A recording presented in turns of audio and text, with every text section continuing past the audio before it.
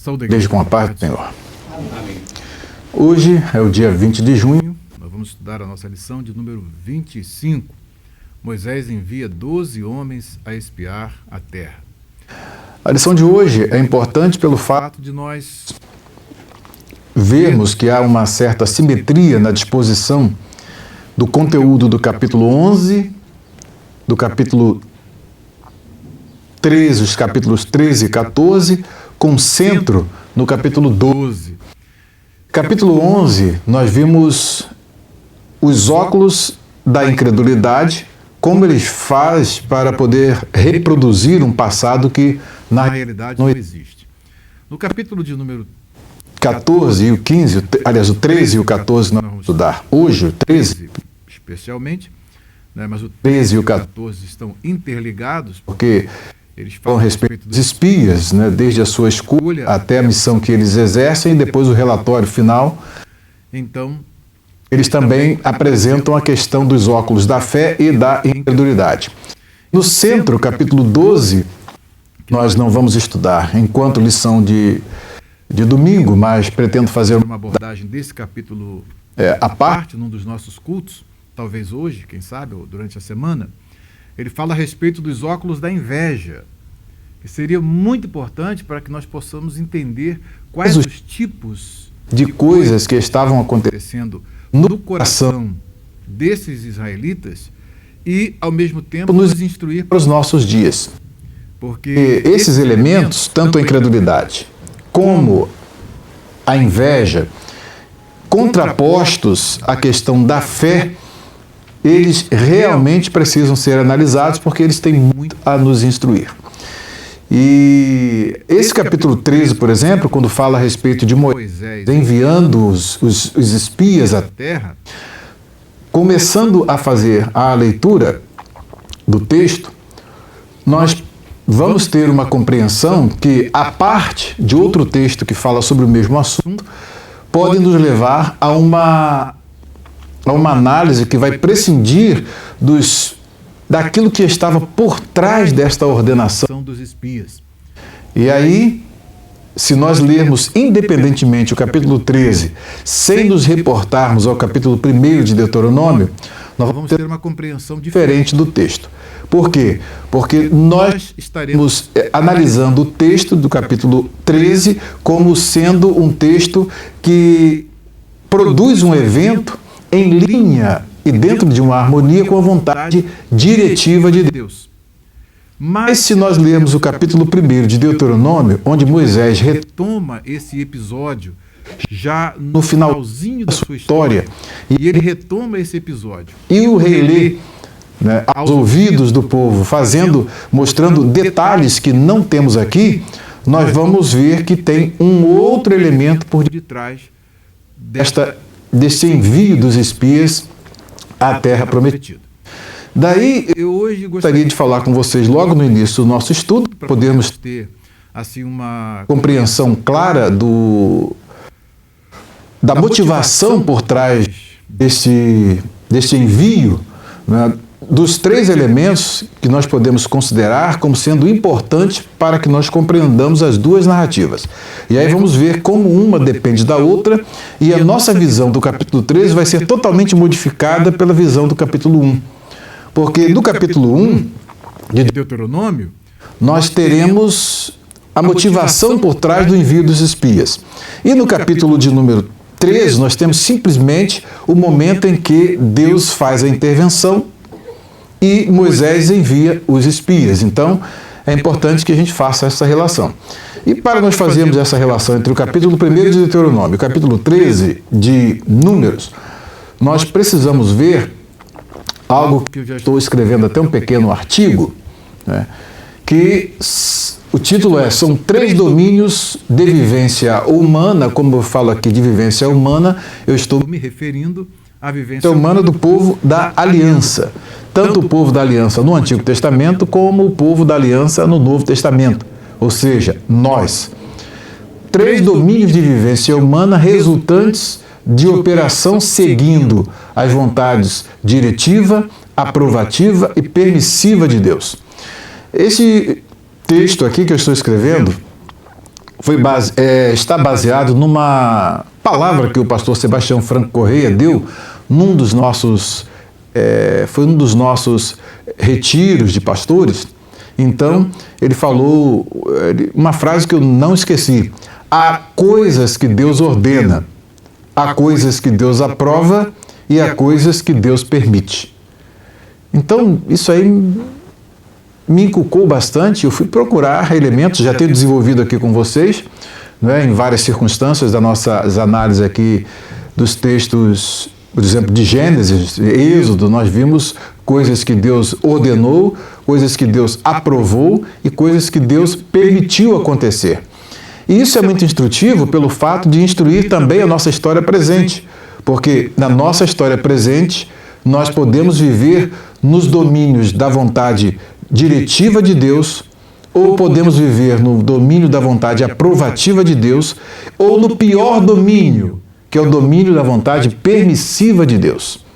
Então eu fiz algumas definições que eu gostaria de passar para vocês antes de nós entrarmos na relação do capítulo 1 de Deuteronômio com o capítulo 13 de Números. Nosso primeiro parágrafo aqui, eu disse o seguinte: há coisas que acontecem de acordo com a vontade diretiva de Deus. Quando Ele revela ou decreta que algo aconteça ou ordena que seja feito, e tudo ocorre segundo Ele determinou. Este é o domínio mais seguro dentro do qual devemos fazer nossas existências operar.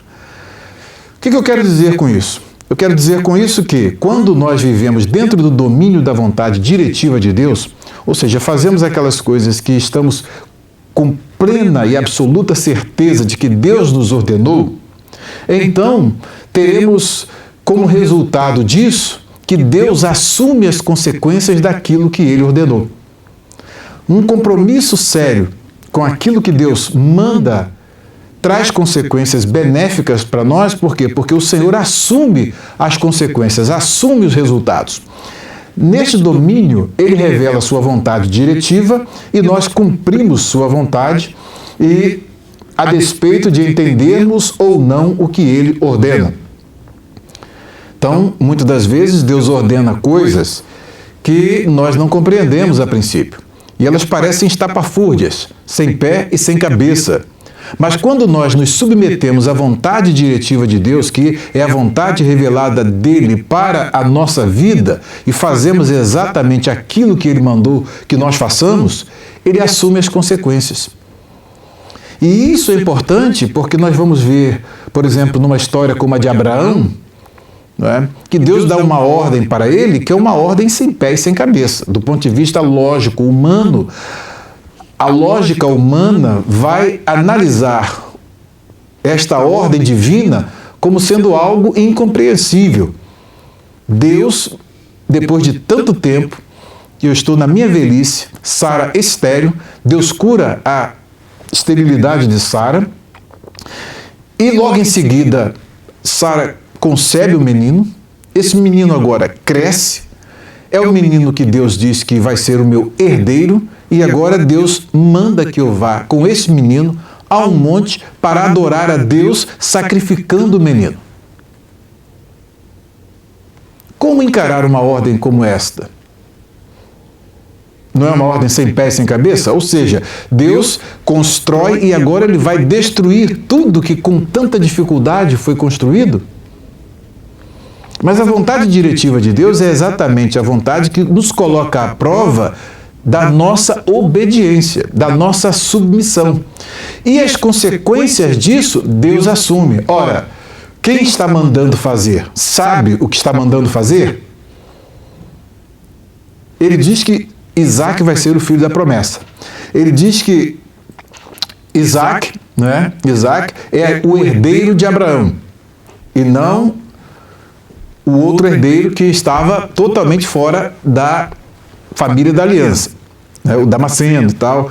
Aquela expectativa fica totalmente fora, né, do momento em que Deus ordena que ele manda Isaac ser sacrificado na montanha. Mas acontece que, ao assumir as consequências, né, daquilo que ele ordena, ele controla a história e coordena os fatos de modo que tudo não termine num desastre. E aí, quando Abraão vai oferecer o seu filho, ele chega naquele lugar. Quando ele está para executar o ato, o menino pergunta: "O pai, onde está o cordeiro? Deus para si o cordeiro proverá." Abraão, ele veste, ou melhor, ele coloca os óculos da fé, de tal modo que ele chega: "Olha, nós vamos ali adorar e daqui a pouco voltaremos." Com a plena convicção, segundo depois nós aprendemos no Novo Testamento, que mesmo se ele matasse o seu filho, Deus tinha poder para ressuscitá-lo. Mas o que acontece? Pela obediência de Abraão, e Deus vendo que ele estava totalmente compromissado com a vontade diretiva de Deus, e sabendo que quem estava conduzindo a história, ainda que estapafúrdia, sem pé e sem cabeça, na sua mente humana, ele não veste os óculos da incredulidade, mas fica com os óculos da fé, executa aquilo que Deus quer, deita o menino, prepara tudo para sacrificá-lo, pega o cutelo e vai matar Isaac. Quando ele vai matar Isaac, vem aquela voz maravilhosa, né? "Abraão, Abraão." "Sim, Senhor, agora vejo que tu temes a Deus, porque tu não me negaste nem o teu filho, o teu único filho." E logo em seguida vem a provisão de Deus, assumindo as consequências da obediência à vontade diretiva que Abraão se submeteu. E aí o cordeiro estava ali, de repente apareceu, ele pega, sacrifica, tira o menino, coloca o cordeiro, sacrifica, vai e agora volta, adorou a Senhor e agora volta com o menino vivo. Percebe? Então, andar no domínio da vontade diretiva de Deus quase sempre tem consequências, ou melhor, tem sempre consequências que Deus assume essas consequências. E nós poderíamos dar outras e outras e outras ilustrações, como a ilustração de Misael, Ananias e Azarias, que vocês conhecem muito bem, não é? Na fornalha de fogo, como Deus assumiu as consequências. Eles foram radicais na sua obediência a Deus e submeteram à vontade de Deus e não adoraram o ídolo em hipótese alguma. Todas essas histórias nós conhecemos. Daniel, na cova dos leões, é ordenado a não adorar, ele continua adorando e Deus o poupa. Tudo por conta da vontade, da submissão à vontade diretiva de Deus. Quando nós acatamos a vontade diretiva de Deus e fazemos aquilo que está de acordo com o que Deus ordena, ele assume as consequências. Já a vontade aprovativa, que é o próximo ponto aqui, há coisas que acontecem de acordo com a vontade aprovativa de Deus. Quando ele revela a sua vontade, as coisas acontecem não de acordo com o que ele determinou, mas segundo nós queremos que aconteça e, infelizmente, ele aprova. Aí Deus determina uma coisa e nós dizemos: "Não, eu tenho uma ideia melhor. Eu tenho uma ideia melhor." E aí então apresentamos a proposta a Deus e Deus: "Aperta aqui, estou contigo nesse negócio." Só que quando nós fazemos assim, as consequências nós assumimos. Aí ele não assume as consequências. E então, veja bem o que eu digo aqui, as mais das vezes, nesse domínio, por não compreendermos a vontade diretiva de Deus, não a aceitamos e impomos um plano de ação alternativo. E Deus, que vê tudo antes mesmo que aconteça, por ser onisciente, consente em atender nossa vontade, ainda que esteja na contramão daquilo que ele determinou. E, jactanciosamente, cheio de orgulho, cheio de vaidade: "Poxa, Deus concordou comigo. Não é? Eu sou o cara, estou ensinando a Deus, sou o mestre. Ele é meu servo, meu aluno. Tá? Aceitou a minha proposta." Desafia os atributos divinos e o próprio caráter de Deus. Ora, se Deus ordena, ele sabe o que está ordenando. Mas, quando nós impomos a ele por falta da nossa, né, às vezes por falta de fé, ou mesmo por não compreendermos aquilo que ele está dizendo para nós, aí o que acontece? Deus aceita o projeto alternativo, mas as consequências nós assumimos. É nesse ponto específico que eu digo aqui: ele assina embaixo do plano alternativo de ação que nós lhe impomos. Nesse caso, tudo começa com a estupidez da criatura querendo ensinar ao Criador, ou como que dizendo: o que ordenaste não está correto, eu tenho um projeto melhor do que o teu. Ou pior ainda, a criatura está dizendo na cara do Criador: tu não sabes o que estás ordenando. Faltou-lhe a percepção deste ou daquele detalhe. Então aí a gente dá aquela aulinha, né? Fazemos uma escolinha para Deus. Deus, poxa, estou aprendendo, hein? Muito obrigado. Né? Façamos deste jeito que eu proponho que será melhor. Geralmente, para a nossa tragédia, Deus assente, ou seja, Ele concorda humildemente com a criatura. Então saímos do domínio da vontade diretiva de Deus e passamos a operar no domínio da vontade aprovativa de Deus. Então, quando Deus manda Ló sair da cidade e depois ele apresenta uma proposta alternativa, esta proposta modifica totalmente o plano de Deus, porque tinham 5 cidades ali condenadas que seriam destruídas. E, no entanto, por conta desta proposta alternativa que Deus aceita, Ló, tá bom, recebe o approval de Deus: eu estou contigo nesse negócio. E vai para aquela cidade, né, que é a cidade de Zoar, pequena e tal, e ali acontece aquela tragédia com a sua vida que todos nós sabemos. E depois ele volta vai exatamente para aquela cidade que Deus diz para ele ir. Você percebe? Então, ele chega como que dizendo para Deus que Deus não sabia o que estava fazendo. Ou seja, a destruição das cidades não estava sob o controle de Deus. E poderia acontecer um acidente. E se eu estivesse naquele lugar, na hora do acidente, veja como os óculos da incredulidade e da burrice ou até estupidez humana, né, vê as coisas que Deus ordena. E aí, quando apresenta essa proposta melhor, que eles acham que é melhor, chega no final de tudo, ele vai ser pai dos seus netos. Comete aquele incesto e surgem as 2 nações, né, Amon e Moabe, né, que são as nações que estão aí agora na terra prometida, né, e que eles vão ser inimigos figadais do povo de Deus. Tá? Então, esta aprovação de Deus, quando Deus aprova e deixa que as coisas aconteçam de acordo com a vontade humana, né, permitindo ao homem, né, que o seu projeto sobreponha ao projeto de Deus, se sobreponha ao projeto de Deus. Nesse caso específico, é quando nós tomamos a mão do piloto e dizemos: deixa eu coordenar, deixa eu levar o barco, porque você não está muito... Você não sabe o que vai acontecer daqui a pouco, então eu preciso coordenar essa viagem e eu vou conduzir melhor. Tá?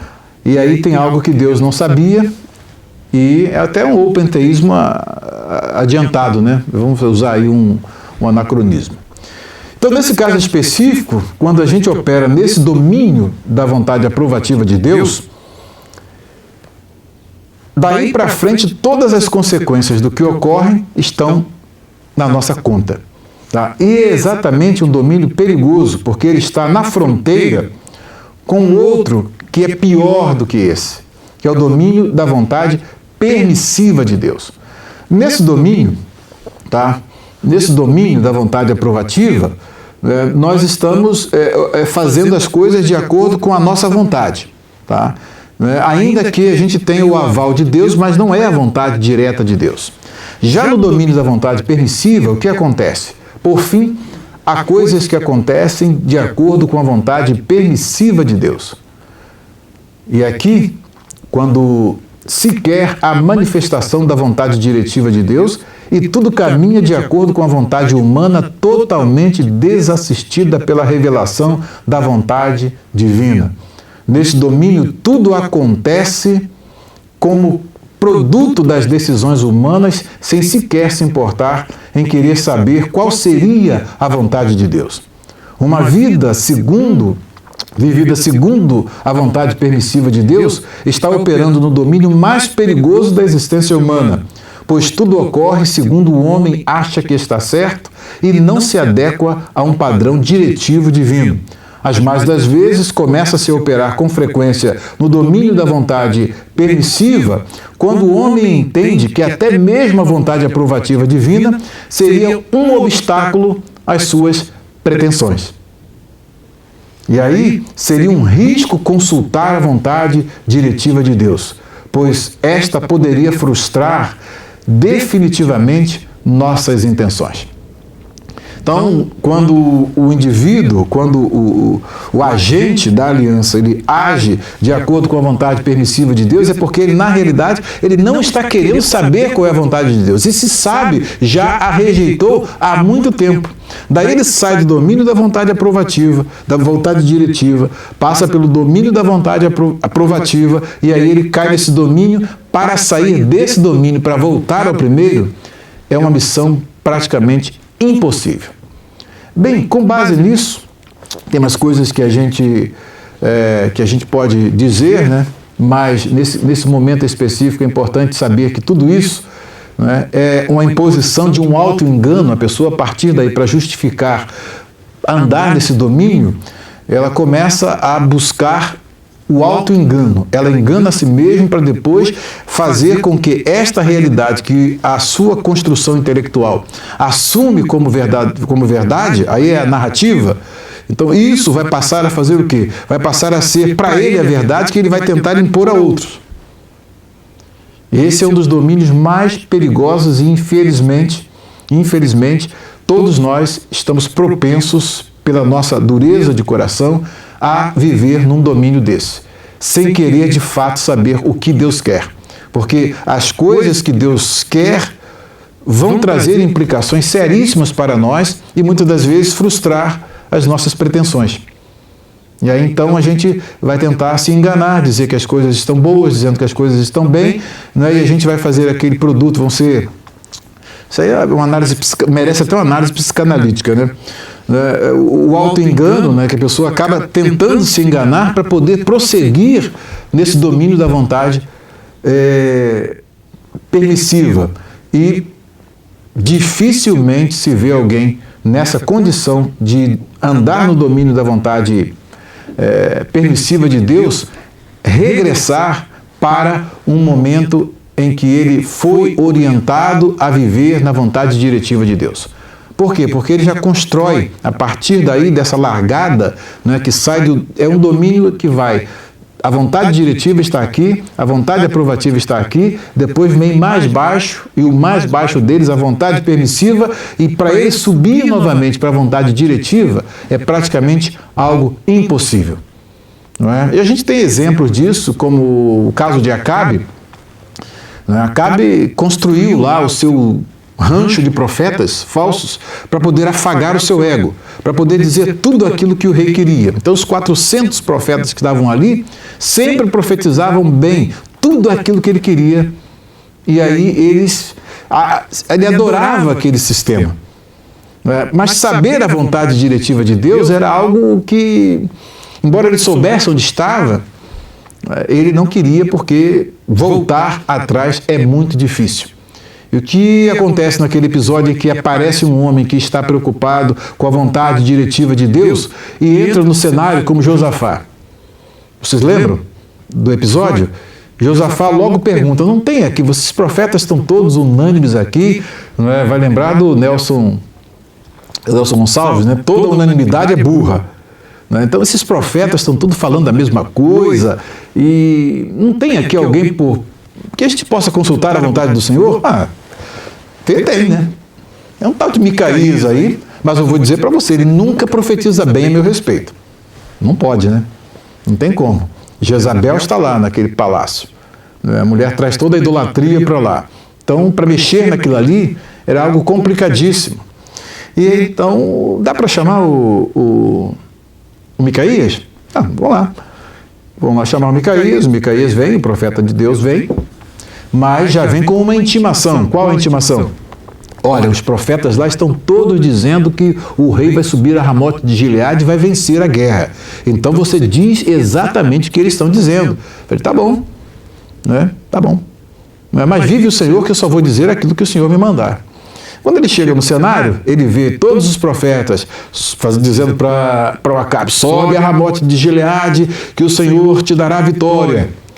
Aí ele vai, e você, Micaías, sobe a Ramote de Gileade que o Senhor vai te dar vitória. Micaías, até quando eu vou te fazer jurar pelo nome do Senhor que você só me diga a verdade no nome do Senhor? Ah, é? Você quer ouvir o que o Senhor falou? Olha, eu via todo Israel disperso como ovelhas que não têm pastor. Aí pronto, aí pintou todo o cenário e mostrou que tinha um espírito de mentira na boca daqueles profetas e, por final, Micaías passa um profeta, né? Um daqueles falsos profetas, Zacarias, bate no Micaías e Micaías leva aquele murro. Não é? E aí, por onde passou, diz o arrogante Zacarias, por onde passou? Não é o Zacarias canônico, não. É esse falso profeta. Por onde passou o Espírito do Senhor por mim para profetizar por ti? Vocês têm um monopólio do Espírito Santo. Não é? Aqueles profetas falsos pensavam que tinha um monopólio do Espírito Santo. É uma coisa que psicanaliticamente precisa entender. Né? O auto-engano é tal que a mentira, né, operou de tal modo que esse espírito de mentira fez com que eles se convencessem de que estavam falando a verdade. Isso vai ser muito interessante na questão do anticristo, né? Quando nós revisarmos aí o texto de 2 Tessalonicenses, capítulo 2, nós vamos ver que Deus vai enviar a operação do erro. Não é? É quando o homem abandona mesmo a verdade, aí Deus ainda manda a operação do erro para que creiam a mentira todos aqueles que não tiveram amor pela verdade. E Micaías sentencia o Zacarias, você vai ver aquele dia quando você estiver correndo de câmara em câmara. E aí Acabe fica irado porque foi ferida a sua... Estava tão bom ali aquele ambiente, o seu ego estava afagado, e ele então simplesmente faz o quê? Manda prender esse homem aí, trate-o com... dê pão de amargura para ele, até que eu volte. Aí Micaías solta a última pérola, né, profética, real e genuína. Se tu voltares em paz, o Senhor não falou por mim. Olha a convicção desse homem de Deus. Então o que acontece? Para Acabe vir para a vontade diretiva de Deus, era praticamente impossível. E, infelizmente, ele morre naquela peleja e, felizmente, cumprindo a palavra do homem de Deus. Tá? Então, nós percebemos que esses 3 domínios, eles são muito importantes para nós entendermos e até mesmo lermos a nossa história presente. Em que domínio hoje nós estamos operando? Perigosíssimo o momento em que nós estamos vivendo. Não é? Porque quando Deus se cala, é só cantar o hino que o Senhor deu ao pastor Márcio, que você vai ver que aquele hino ele vai refletir exatamente quais as consequências do momento em que Deus se cala e por que Deus se cala. Deus se cala quando não se quer compromisso com a vontade diretiva dele. E aí ele permite a vontade aprovativa e depois deixa na vontade permissiva. E aí o homem faz exatamente tudo aquilo que quer e Deus nem intervém até o momento da sentença final. Tá? Então, a gente vai perceber isso na questão de... Nós já estudamos isso aqui no caso dos filhos de Eli. Chega um momento em que Deus vai fazer uma intervenção. Chega um momento em que Deus entra lá com um profeta estranho, que a gente não sabe nem o nome, profetiza para Eli e mostra todo o quadro, e depois vem Samuel, que é levantado para poder sentenciar aquela família sacerdotal que deu coices, né, segundo a linguagem bíblica, deu coice nas ofertas sagradas. Ou seja, esses 3 domínios são importantes para nós entendermos a lição de hoje. Então, a lição de hoje, ela se abre exatamente assim. Quando nós lemos o capítulo 13, a partir dessa perspectiva, não é, de que só temos essa informação, nós vamos dizer o quê? Primeira pergunta.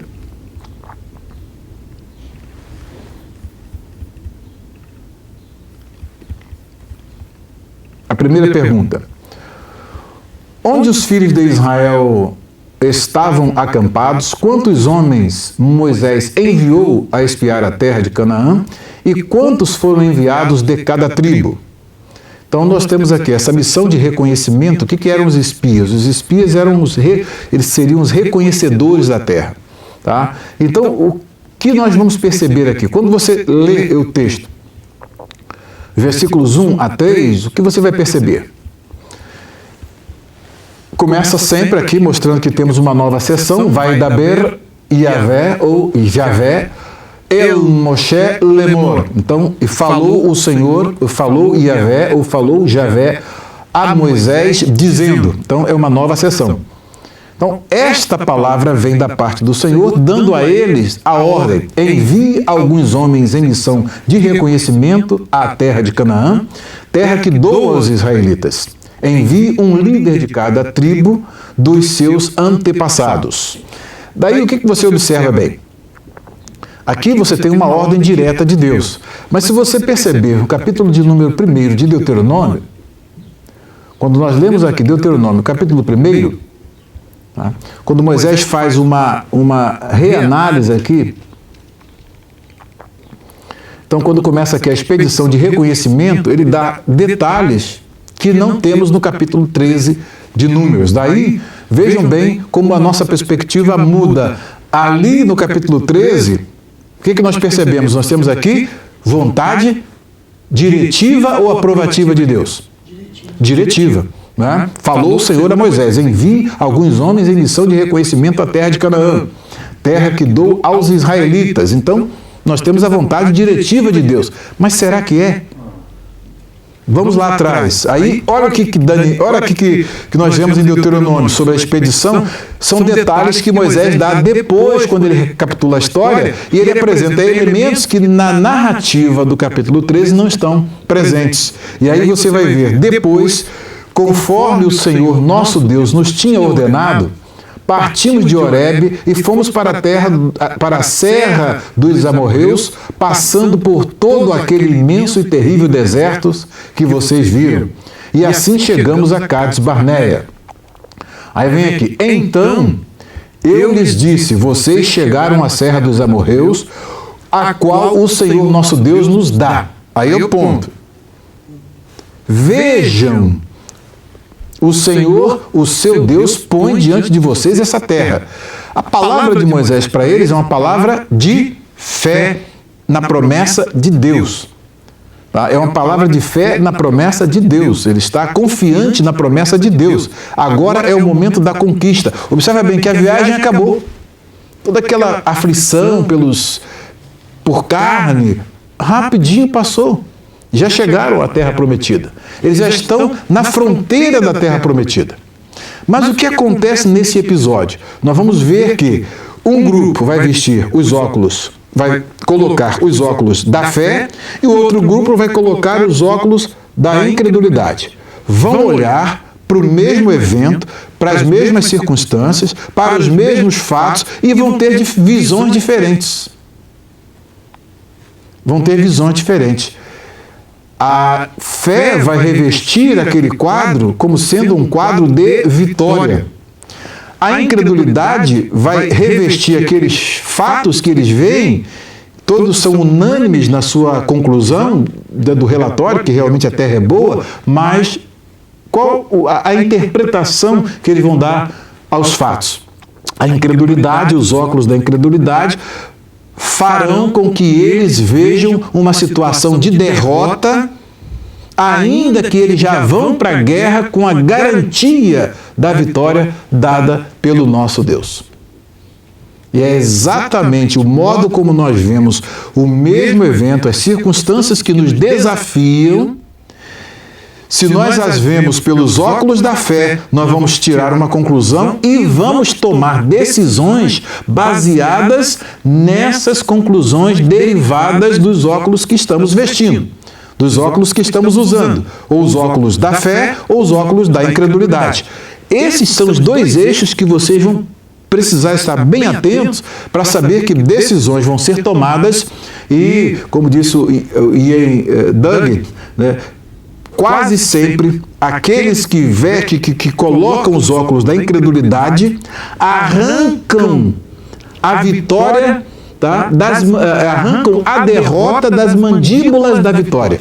Ou seja, como que a vitória esteja, né, tragando a derrota, já destruindo a derrota, e eles vão lá e conseguem tirar a derrota de dentro das fortes mandíbulas da vitória. Você sabe o que é mandíbula, né? O pitbull tem, quando ele pega assim, tem uma força enorme, né? E aí tem o hipopótamo, um bicho que as mandíbulas dele, vamos aí, os dinossauros, né? A incredulidade consegue fazer isso, consegue arrancar a derrota das mandíbulas da vitória. E aí, vejam bem o elemento anterior que vai nos instruir no capítulo da leitura do capítulo 13. E, por fim, ele diz, olha, entrem na terra e tomem posse dela, conforme o Senhor, o Deus dos seus antepassados, lhes disse. Não tenham medo nem desanimem. Moisés está com que óculos aqui? Fé. Óculos da fé, na promessa de Deus. Quem prometeu e guiou até aquele momento, guiou para entregá-los a uma derrota? Só a incredulidade é que tira a derrota das mandíbulas da vitória. A vitória já tragou a derrota, só que eles vão lá dentro e tiram, conseguem tirar os óculos da incredulidade. Moisés está totalmente revestido de fé. E o que acontece? Vocês todos vieram dizer-me, mandemos alguns homens à nossa frente em missão de reconhecimento da região, para que nos indiquem por qual caminho subiremos e a quais cidades iremos. O que vocês percebem aqui? Uma estratégia. Né? Eles vêm e sugerem a Moisés que mande essa comissão para fazer o reconhecimento da terra. Eles precisavam disso? O que Deus falou que a terra era? Uma terra que mana leite e mel. Pronto. A descrição que Deus dera era suficiente? Sim, uma descrição suficiente. A sugestão pareceu-me boa, por isso escolhi 12 de vocês, um homem de cada tribo. Aí você vai ver o quê? Observa bem, Moisés está fazendo aquilo que, obviamente, ele busca o Senhor fala, então faz isso, Moisés, atende o pedido deles, separa um homem de cada tribo, aí você vê que o Senhor disse a Moisés. Moisés buscou a Deus, claro que ele não pegou a sugestão e, não, concordo com vocês. Foi lá, buscou a Deus, Deus então falou, envia alguns homens em missão de reconhecimento à terra de Canaã, terra que dou aos israelitas, observa a palavra positiva de Deus, que dou aos israelitas, envie um líder de cada tribo dos seus antepassados.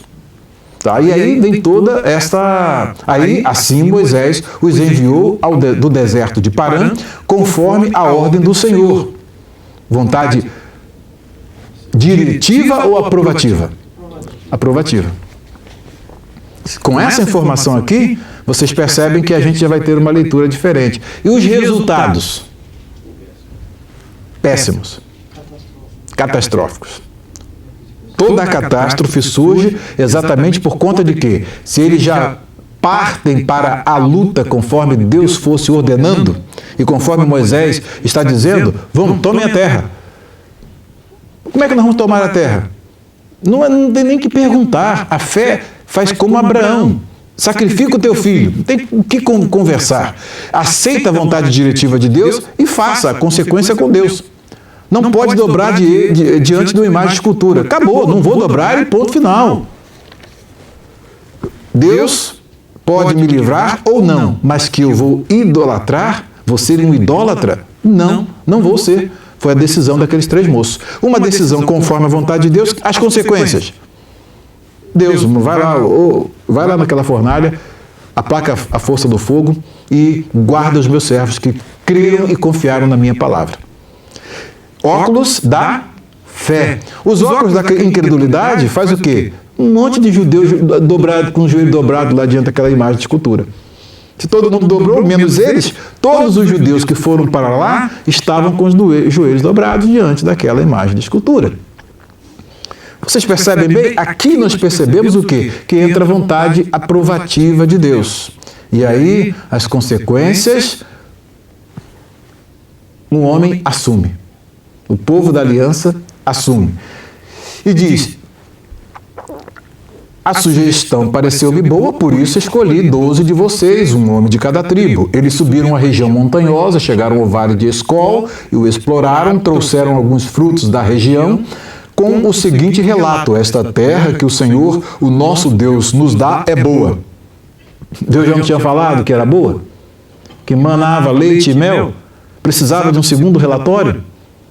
Eles só iam entrar na terra, vencer as guerras, que Deus ia lutar por eles. Nós temos exemplos disso na história do povo de Deus, em que o rei Josafá, por exemplo, no momento em que os inimigos o atacaram, Deus usou um profeta e disse para que eles, simplesmente naquela peleja, eles não teriam que pelejar. Assim seria a vitória do povo de Israel.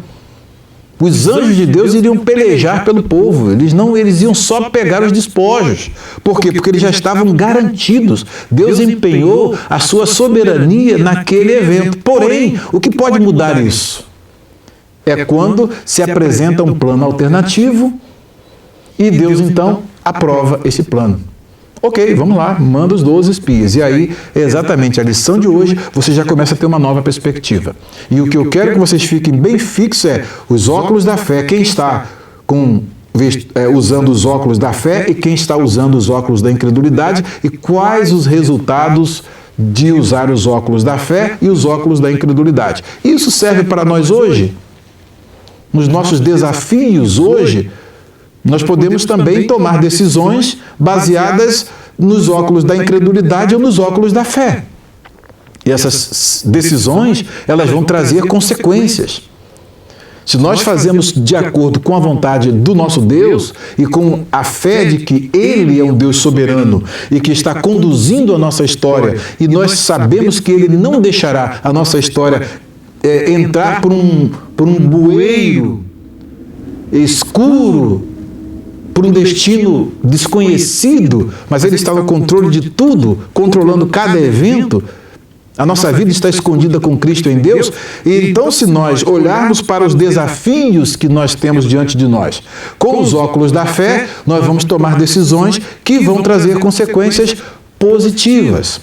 Se nós, por outro lado, duvidarmos do nosso Deus e tomarmos os óculos da incredulidade, não é? E vermos as coisas por uma meiose. O que é uma meiose? A meiose é aquele mecanismo em que você maximiza o problema e se minimiza diante dele. Aí você vê o problema, ele é pequeno, mas você o coloca de um modo tão assim maximizado que ele acaba ficando tão grande que você vira um nano, né? O seu eu vira um nano-eu, né? Desce lá uma proporção, né, que aquele problema é gigantesco.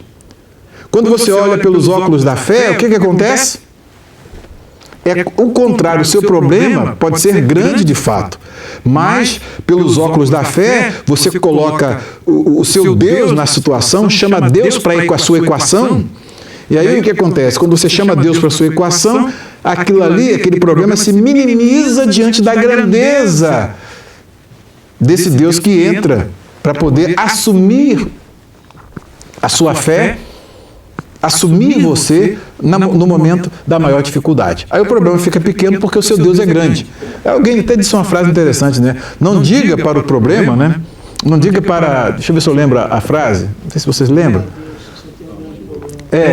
Né? Fala para o problema que você tem um grande Deus. Né? É exatamente assim.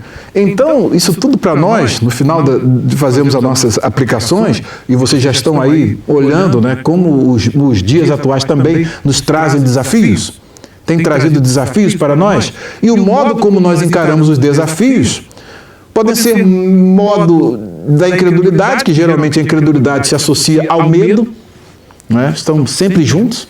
A incredulidade traz o medo, traz a insegurança, traz a incerteza, né? E, por fim, entristece o coração de Deus e aí as circunstâncias realmente acontecem de acordo com a projeção que nós fazemos pelos óculos da incredulidade. Deus vaticina o positivo, a vitória, e nós, pelos óculos da incredulidade, vaticinamos a derrota. E daí, então, colhemos tudo aquilo que nós vaticinamos de negativo por conta desses óculos da incredulidade.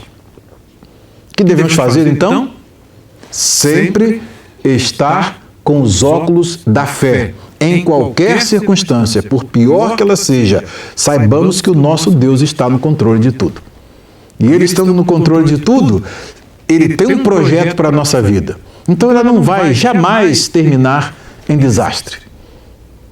Ainda que os problemas sejam de fato muito grandes, o nosso Deus é poderoso para solucionar todos eles.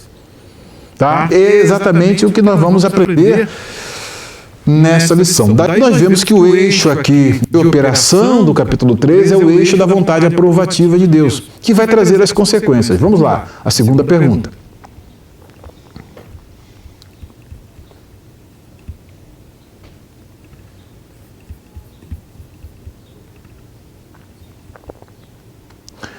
A segunda pergunta, qual... Ele já pula aqui, porque os versículos... diz aqui, quantos foram enviados de cada tribo e quais os nomes? Então nós temos, e o Senhor disse a Moisés, envie alguns homens em missão de reconhecimento à terra de Canaã, terra que dou aos israelitas, envie um líder de cada tribo, dos seus antepassados. Assim Moisés os enviou do deserto de Parã, conforme a ordem do Senhor. Todos eles eram chefes dos israelitas. Vocês observam bem aqui uma coisa importante e interessante, que quando você lê esse texto na ausência de Deuteronômio 1, você pensa que está tudo aqui dentro da vontade diretiva de Deus. Percebeu? Né? Você lê esse texto sem aquele, você vai perceber, parece que está tudo dentro da vontade diretiva de Deus. E esse é um dos grandes problemas quando você precisa ter o discernimento para saber o que está de acordo com a vontade diretiva de Deus, aprovativa de Deus e permissiva de Deus.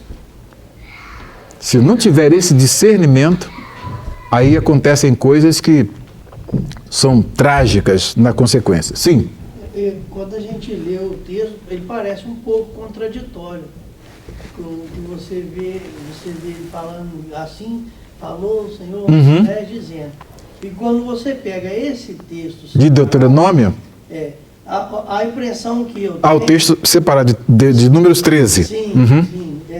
Quando você pega Deuteronômio para ler, a impressão que eu tenho é de um líder que ele está se queixando.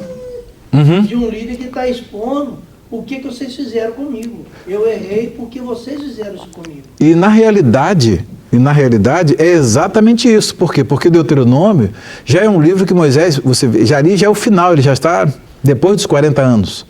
Passados os 40 anos, relendo a história. Deuteronômio é uma repetição, é uma releitura da história. E aí os eventos vão ser relidos. Se nós não tivéssemos feito aquilo, não teria acontecido aquilo outro.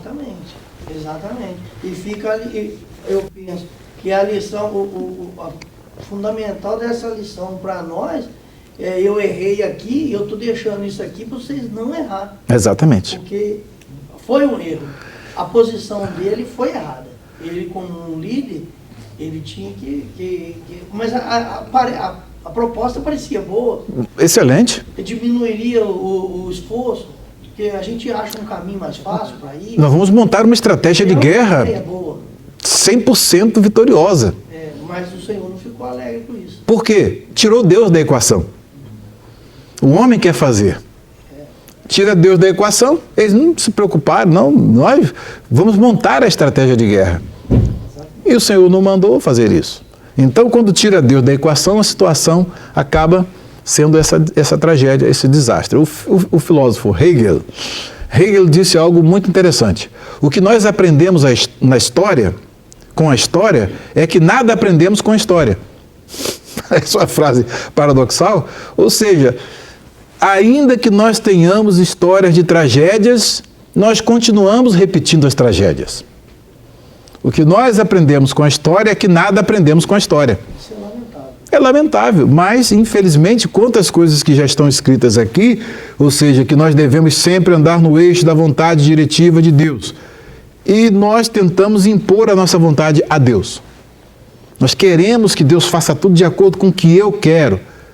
Tem que ser com quem eu quero, tem que ser do jeito que eu quero. E as coisas no reino de Deus só operam e acontecem do jeito que Deus quer. E às vezes ele faz coisas para nós heterodoxas, né? Como aqueles discípulos que estavam fora ali do reduto, não é, mais próximo, e expulsando demônios no nome de Jesus. E os discípulos chegaram: Senhor, proíbe, que eles não podem. Quem não é contra nós é por nós. Percebe? Aqueles dois que estavam fora ali da tenda da congregação, mas eles tinham que estar aqui para ser abençoados. Se eles não estavam aqui, eles não podem ser abençoados. Fecha a boca desses homens, proíbe. Eles não podem profetizar fora do arraial, dentro do arraial e fora do lugar que Deus mandou. É exatamente isso, não instrui a nossa visão contemporânea? E muitas das vezes a gente pensa que nós somos as estrelas do século XXI, em que todo o projeto de Deus na Terra vai acontecer segundo Ele vai fazer conosco. Se Deus fosse esperar a nossa moleza, a nossa preparação, nós estamos igual a esse povo andando no deserto esse tempo todo. O projeto foi revelado claramente desde a origem. Porém, quanto tempo a gente está andando aí nesse deserto e não chega aonde Deus quer? E a gente vai ficar esperando, né? A gente vai ficar esperando, Deus vai ficar esperando, Deus vai ter que se condicionar às nossas posições e as nossas decisões para poder Ele fazer a obra dele no mundo inteiro. Então Ele não vai salvar ninguém, Ele não vai curar ninguém. E, no entanto, Deus está fazendo, Deus está operando, Deus está agindo. E quando a gente vai ver quantas coisas Deus está fazendo nesse mundo dele, salvando pessoas independente de nós, curando independente de nós. Temos visto relatos aí de Deus fazendo coisas extraordinárias, né, que não está nem dando a mínima para nós, e nós ficamos aí na nossa inércia pensando que Deus está condicionado à nossa vontade. É quando nós já saímos da vontade diretiva de Deus, aí você está para escanteio, fica parado. Né? A inércia é produto da falta de fé. A inércia, sim. Moisés não passou no teste? E aí? É difícil, Hegel está certíssimo. A única coisa que aprendemos com a história é que nada aprendemos da história.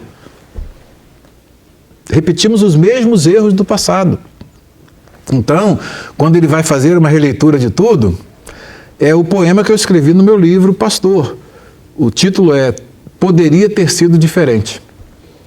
O poema fala exatamente isso. Vou ver se logo mais eu leio esse poema. Eu estava escrevendo a respeito de Moisés, e na escrita a respeito de Moisés eu fiz uma síntese, né? E a síntese é baseada em Deuteronômio. Poderia ter sido diferente. Se nós tivéssemos entrado na terra sem entristecermos o coração de Deus, sem enviar espia porque não tinha necessidade, se ali fosse tomada uma decisão correta, então a história seria totalmente diferente. Veja a nossa vida hoje. Se em determinados momentos decisões diferentes fossem tomadas, a história poderia ter sido diferente. A nossa história poderia ter sido diferente. Mas a única coisa que nós aprendemos com a história é que nada aprendemos com a história. Errou Moisés, que era o líder, e errou os príncipes, que também eram líderes, que também estavam investidos agora. E foi eles que chegaram para a turma. Foi eles que chegaram para eles e falaram: não, a ideia é essa, vamos enviar. Mas o que acontece? Aí a vontade aprovativa é assim, e o problema é quando Deus, né, apresenta a proposta. A proposta era aquela ali, que Moisés falou. Quando surge uma proposta alternativa, o que acontece? O que o homem está fazendo? Piloto, deixa eu agora conduzir essa história. Nós vamos conduzir essa derrota. Tem que ter o nosso nome nessa né? Nós vamos derrotar esses nossos inimigos. Né? O negócio agora é com a gente. Né? Então, não, peraí, nós temos que montar uma estratégia de guerra. Peraí, manda os espias lá para saber como é que é a terra e tudo mais, por onde nós vamos entrar e tudo mais. Não, nós precisamos montar uma estratégia de guerra. Deus não mandou fazer isso. Deus mandou: entra e vai, toma terra, toma posse da terra, acabou. Como é que eu vou brigar? Não sei, olha. Bem mais fácil. Seria tudo diferente. E morreram mesmo, tá fora? Ela morreu na mão dos gigantes, ela obedecendo a Deus. Mas os óculos da incredulidade vão fazer o quê? olha o que eles vão dizer no final. Aqui são os homens que são enviados, né? De cada tribo. Nós temos da tribo de Ruben, o chefe, da tribo de Zebulon. Então nós temos aqui Ruben, o Samua, Simeão, Safate, Judá, Caleb, Issacar, Igal, Efraim, Oséias, Benjamim, Palti, o Palti,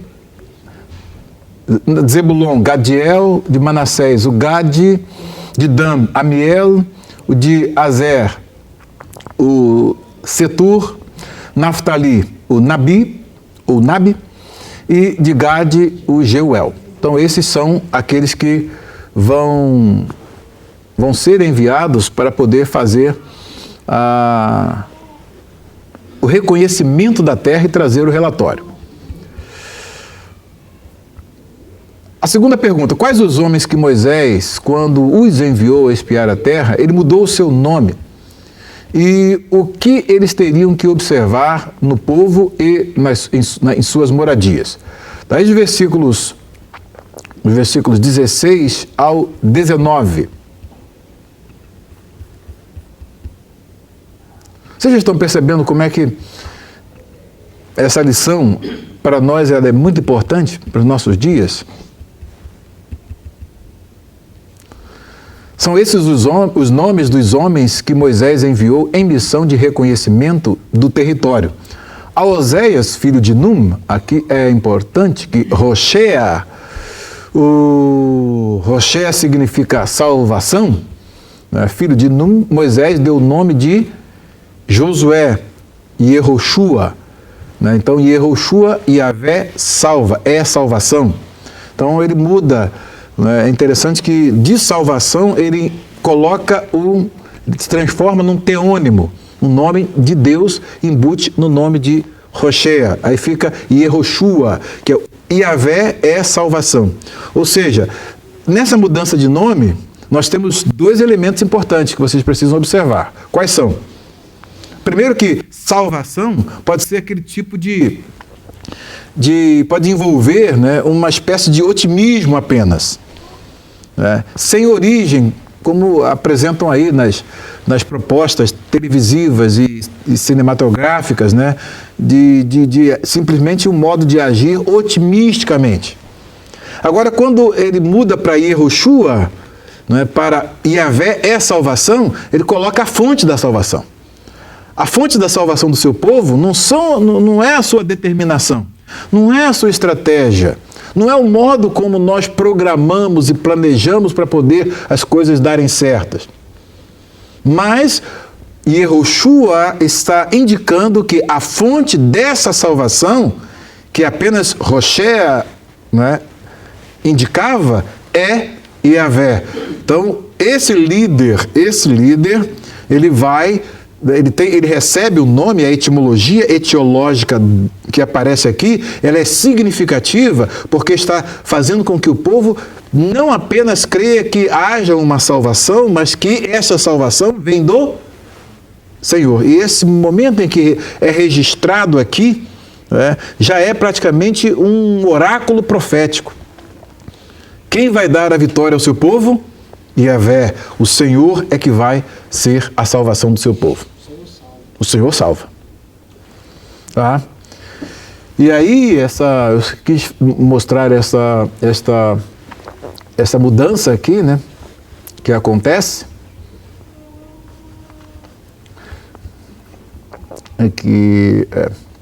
Vaikra Moshe leHoshea Bimnum Yehoshua.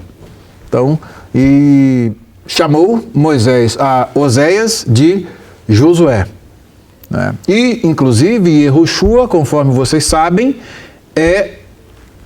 mais tarde, né, sofre uma espécie de... Qual é o fenômeno? Vocês lembram lá do fenômeno que acontece com o nome Yehoshua, que perde a sílaba central,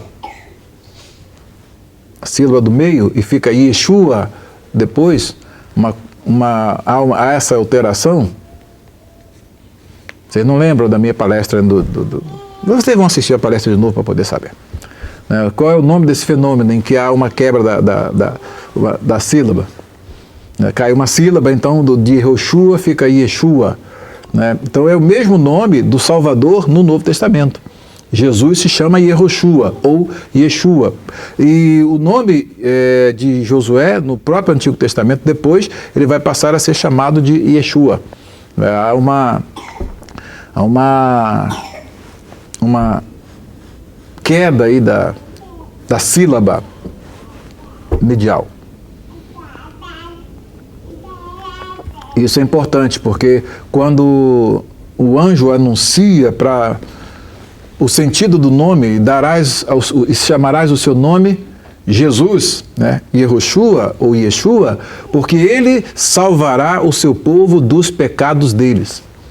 Daí, o nome Jesus também indica que Yahvé é o Salvador, é a salvação. Isso é importante. Revejam a minha aula sobre o tetragrama. Tá? Minha aula sobre o tetragrama. E aí, quando Moisés os enviou para observarem Canaã, disse: subam pelo Neguev e prossigam até a região montanhosa. Vejam como é a terra, e se o povo que vive lá é forte ou fraco, se são muitos ou poucos, se a terra em que habitam é boa ou ruim, se as cidades em que vivem são cidades sem muros ou fortificadas. Tá? E aí também, se o solo é fértil ou pobre, se existe ali floresta ou não, sejam corajosos, tragam alguns frutos da terra. Era a época do início da colheita das uvas. Então, é esse o momento em que eles estão para entrar. Eles estão já no limiar, já estão na porta da terra prometida. Estão na porta de Canaã. Canaã. Eles saem e vão na direção sul, então eles vão entrar pelo sul da terra. Próxima pergunta. Alguma pergunta? Alguma colocação?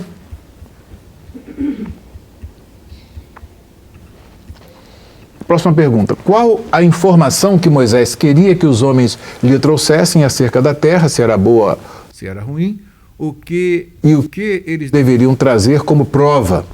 Aí, nós já lemos aqui os versículos 20 e 21, se o solo é fértil ou pobre, se existe ali floresta ou não. Sejam corajosos, tragam alguns frutos da terra.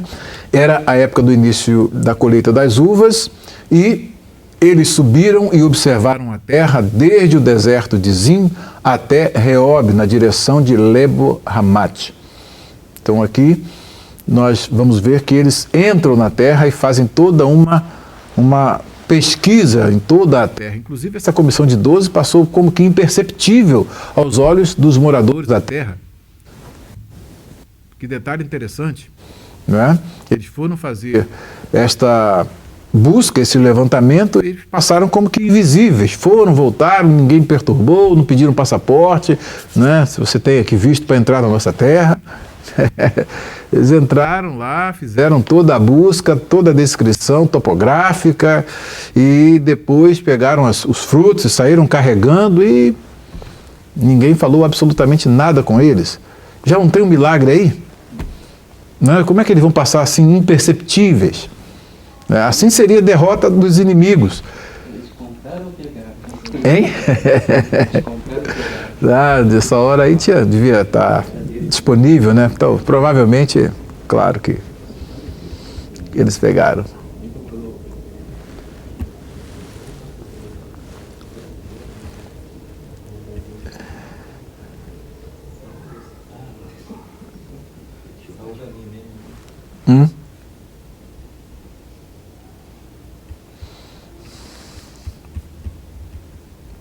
A quarta pergunta, até onde aqueles homens chegaram naquela jornada, a qual vale eles foram e viram a terra e quais os frutos que eles trouxeram da terra?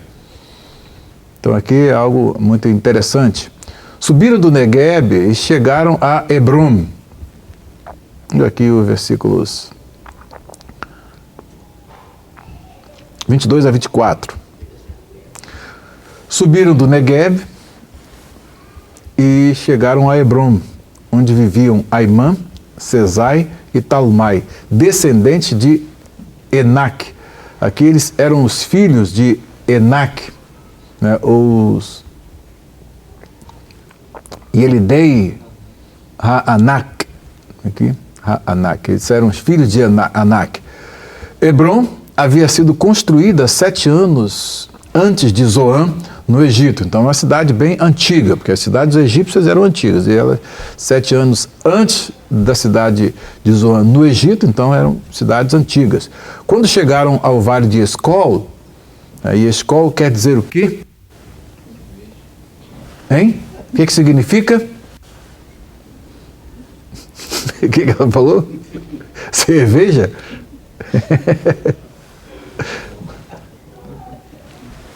Escol aqui significa cacho. Essa foi só para descontrair, né? Essa foi boa. Significa cacho.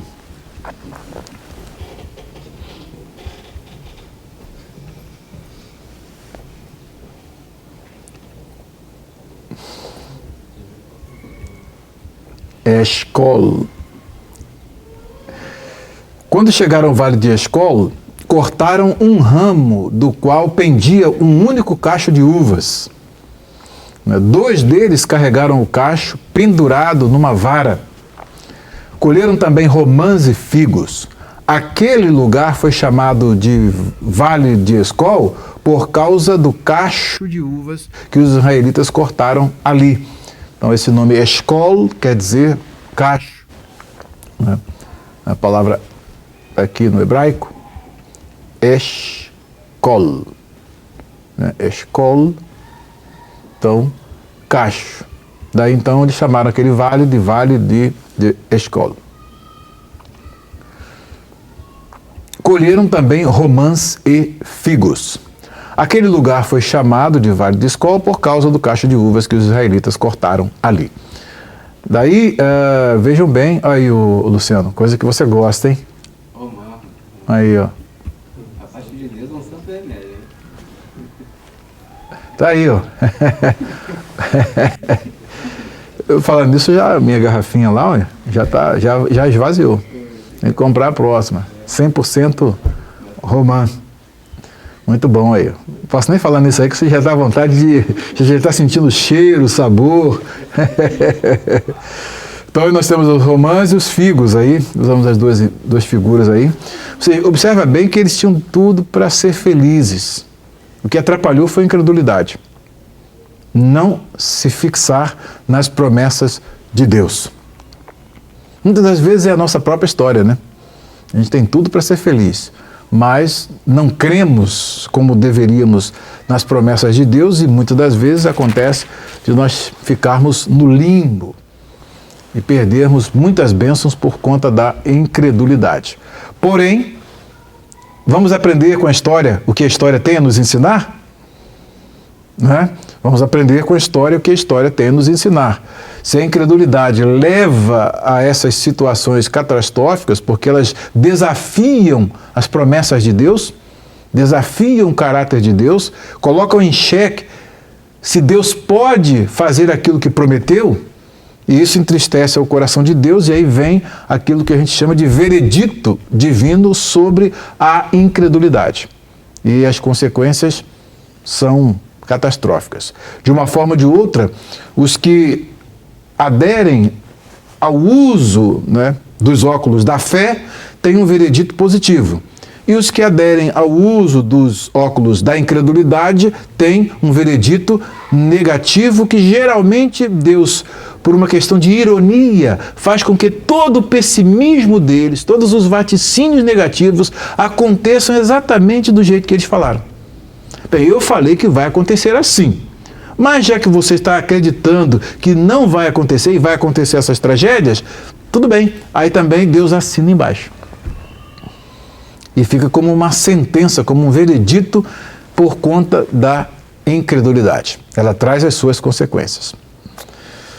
Deu para pegar, Amanda? Então nós temos que colocar os óculos da fé. Crer naquilo que Deus falou. né? E temos por isso que o Abraão é o pai da fé. Ele é chamado no Novo Testamento de o pai da fé pelo fato de crer que Deus é poderoso para fazer aquilo que prometeu.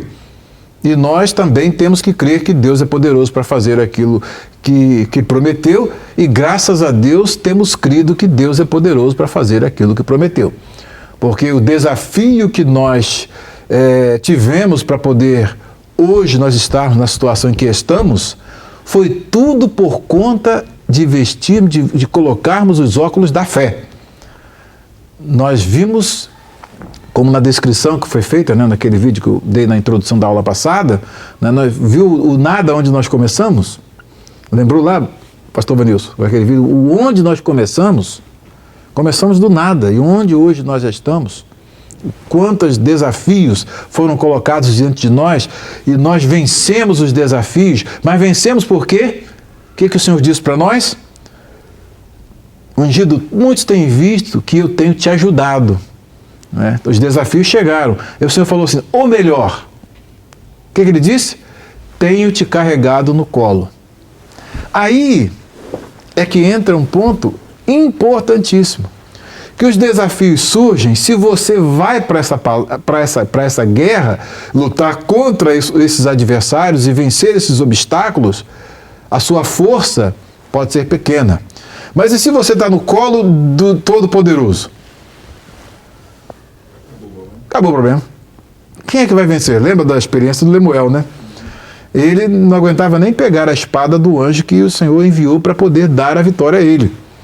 Né? Ele não fez nada, ficou simplesmente aqui parado, e o anjo venceu todas aquelas hostes malignas, e ele depois simplesmente recebeu o anúncio da sua grande vitória.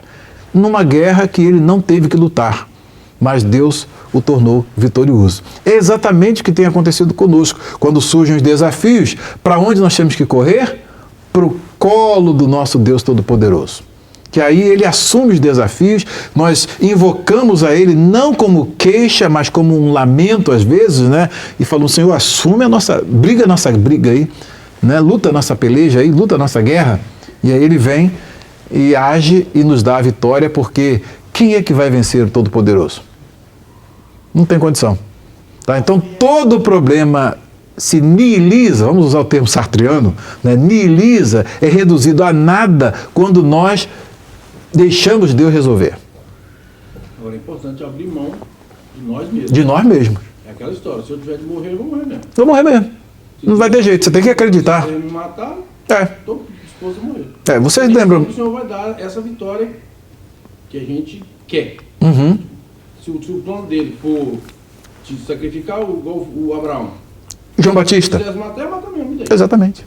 Não daria outro filho, ressuscitava, mas ia matar. Então, a gente ter essa consciência que você, quando encara uma guerra com Deus, você tem que estar disposto a isso. Exatamente.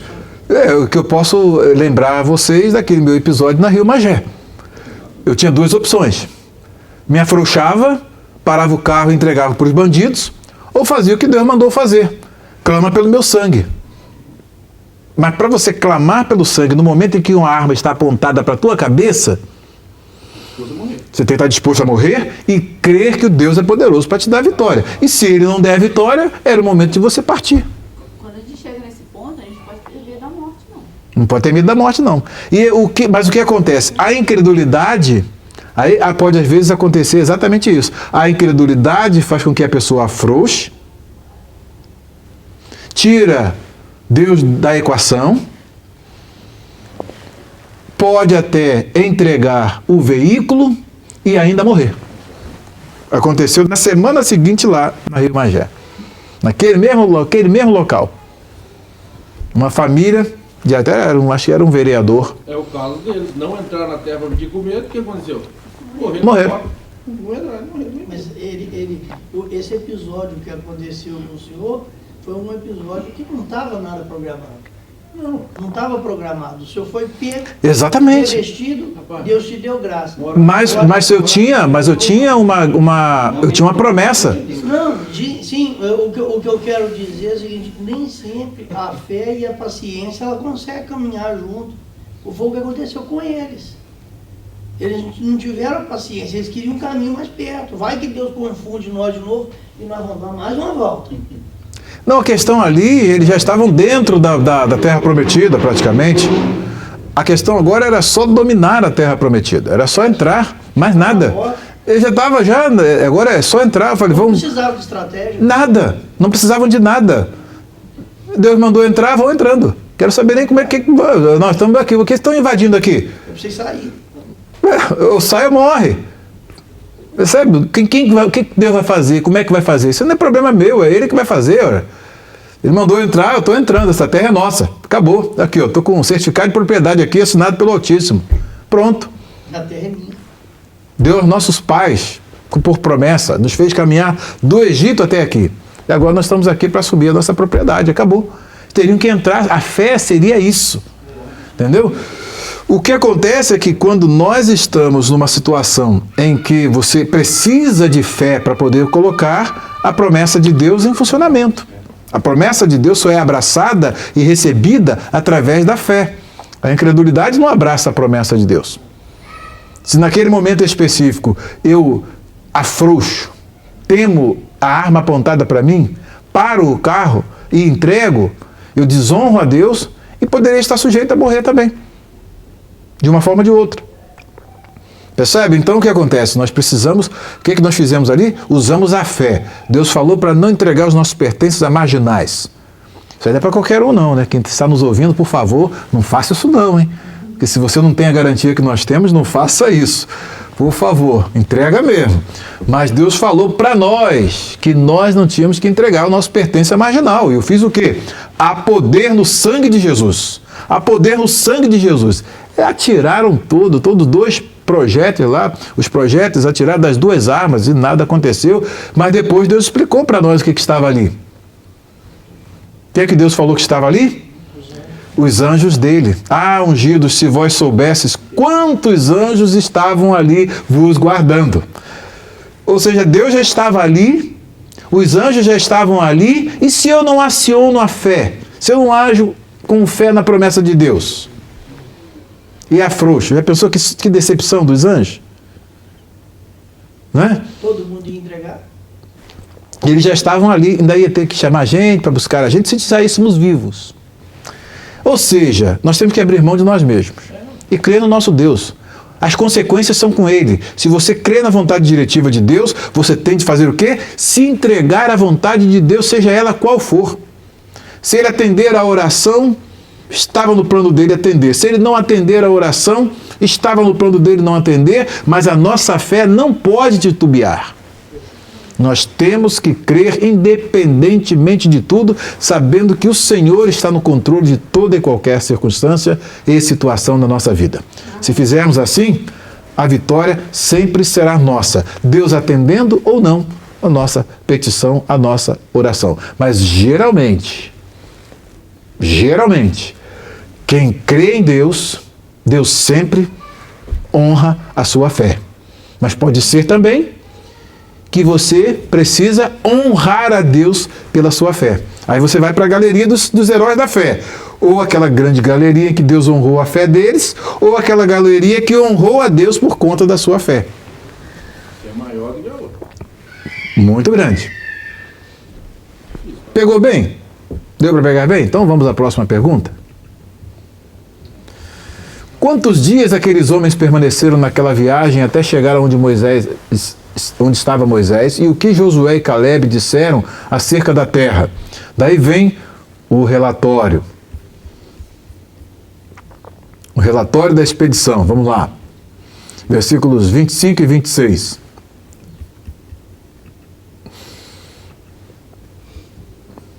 Ao fim de 40 dias, eles voltaram da missão de reconhecimento daquela terra.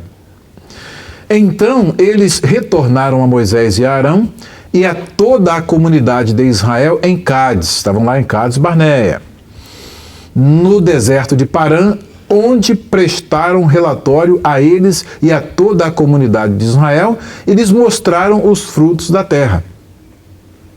Tá? Então, o relatório aqui, você vai ter dois relatórios. Você vai ter o relatório em que tem os elementos da comitiva, né, com os elementos comuns do primeiro e do segundo relatório, e depois vem a parte final do relatório, que são as conclusões. Essas conclusões vão ser tiradas pela maioria, os 10 que estavam com os óculos da incredulidade, que não abraçaram a promessa de Deus, e a minoria, os 2 que estavam com os óculos da fé. Vejam bem, sempre a maioria tende a usar os óculos da incredulidade e a minoria os óculos da fé. Percebe? E o relatório da minoria quase sempre está em contraposição ao relatório da maioria, mostrando que a minoria está certa e a maioria está errada da perspectiva da fé. Porque a minoria, que é representada por Josué e Caleb, estará apresentando aqui um relatório segundo Deus. E a outra maioria, os 10, vão apresentar um relatório segundo a perspectiva humana e dos óculos da incredulidade. Qual o resultado do relatório que é dado segundo os óculos da fé? Eles trazem otimismo ou pessimismo? Qual o resultado do relatório daqueles que apresentam-nos vestidos, usando os óculos da incredulidade? Otimismo ou pessimismo? Questão de múltipla escolha, né? O primeiro, otimismo, e o segundo, pessimismo. Tá? E exatamente é nisso que nós temos que nos posicionar em relação aos desafios que nós temos diante de nós. Quantos desafios nós já passamos aqui? Quantos desafios? E depende tudo de quê? Da posição que a gente toma em relação aos problemas que aparecem. Se nós vestirmos, se nós usarmos os óculos, estou usando esse termo de vestir os óculos, né? Isso aí estou mudando o campo semântico. É uma expressão idiomática que eu estou criando. Quando você utiliza os óculos da incredulidade, você minimiza Deus a um ponto tal que a meiose funciona, né? E o problema fica agigantado. E até mitos são construídos porque essa realidade passa a ser uma realidade recriada. Há uma paralaxe cognitiva aí, né? Um distanciamento do óculos da construção, da construção intelectual que se faz dos eventos. Ele se distancia de tal modo da realidade da construção feita pelos óculos da fé, em que uma está numa dimensão e a outra está na outra dimensão. Uma vê as coisas de um jeito e a outra vê as coisas de outro jeito. Tá? E muitas das vezes a realidade pode até apoiar os óculos da incredulidade. Aí, como superar isso? Usando os óculos da fé. Os óculos da fé vão chamar Deus para a equação. Tudo bem, tá que os filhos de Anak, mas os guerreiros lá são maiores do que nós, estão mais bem preparados do que nós. Belicamente, nós não estamos na mesma condição que eles. Tudo bem. Mas o nosso Deus vai pelejar por nós.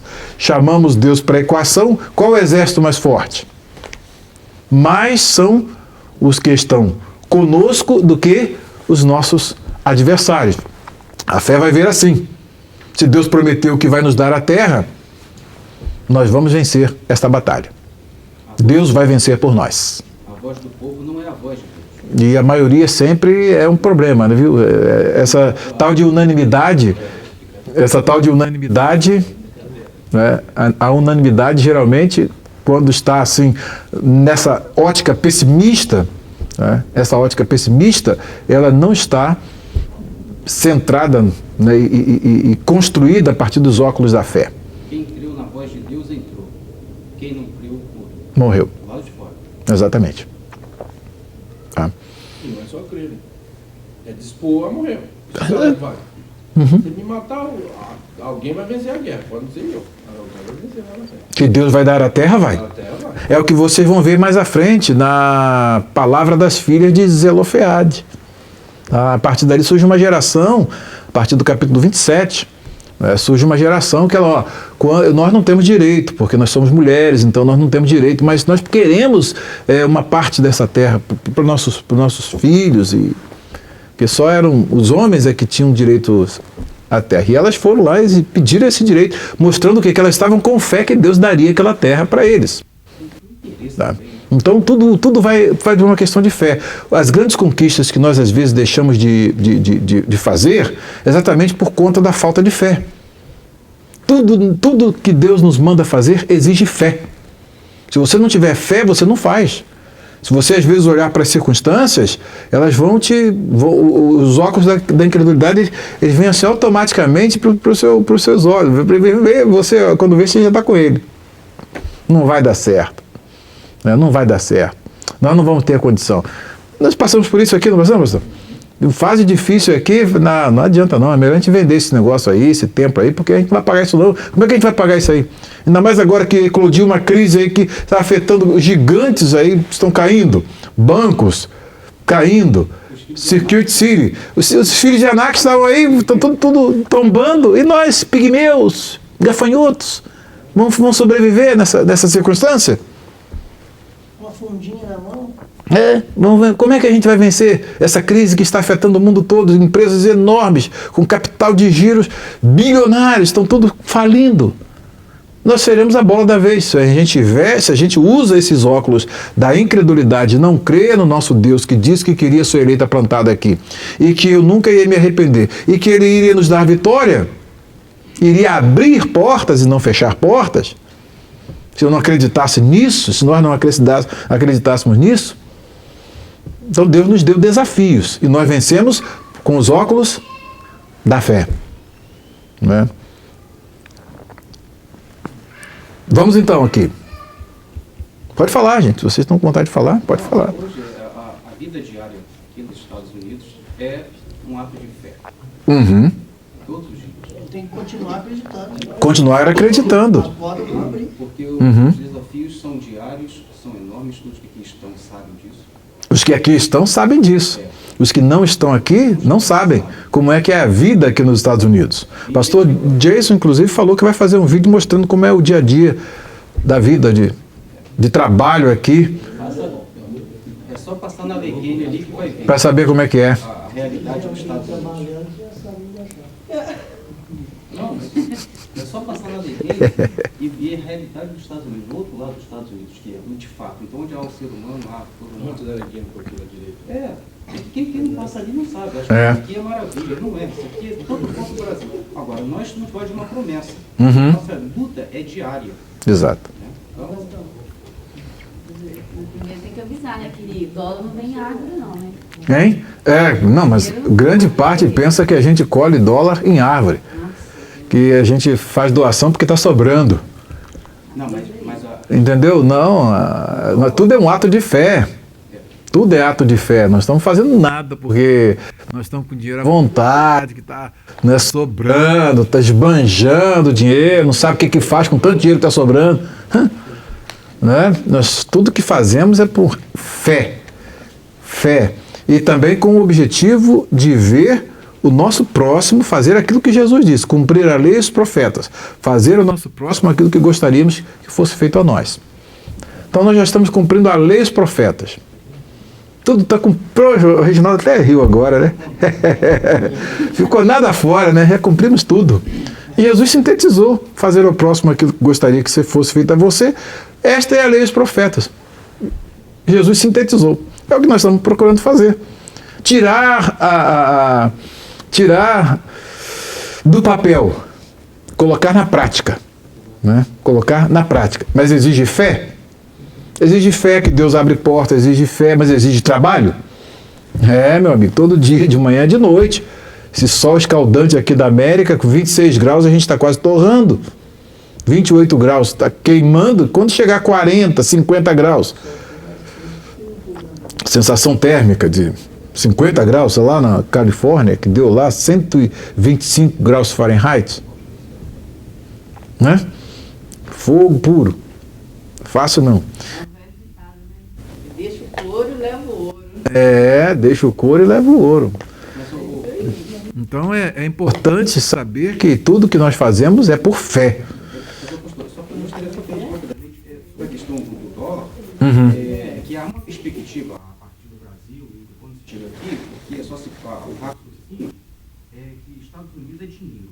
É. E a gente tira Deus e coloca dinheiro, só pensa em dinheiro. E É. isso é uma consequência. A nossa vida, Com Deus. ela tem que estar em dedicação ao Senhor. Exato. Conhecê-lo por tudo e dedicar-se a Ele, santificar a Ele. O dólar é consequência.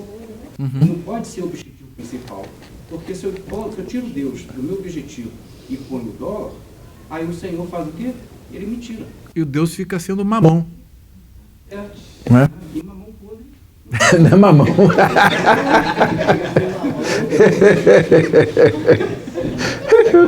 Trocadilho brilhante. Hein? Uma cacofonia, né? O mamão por mamão? Mamão podre. Nossa, choquede e paquete. É, chaquede e choquede. É isso aí, uma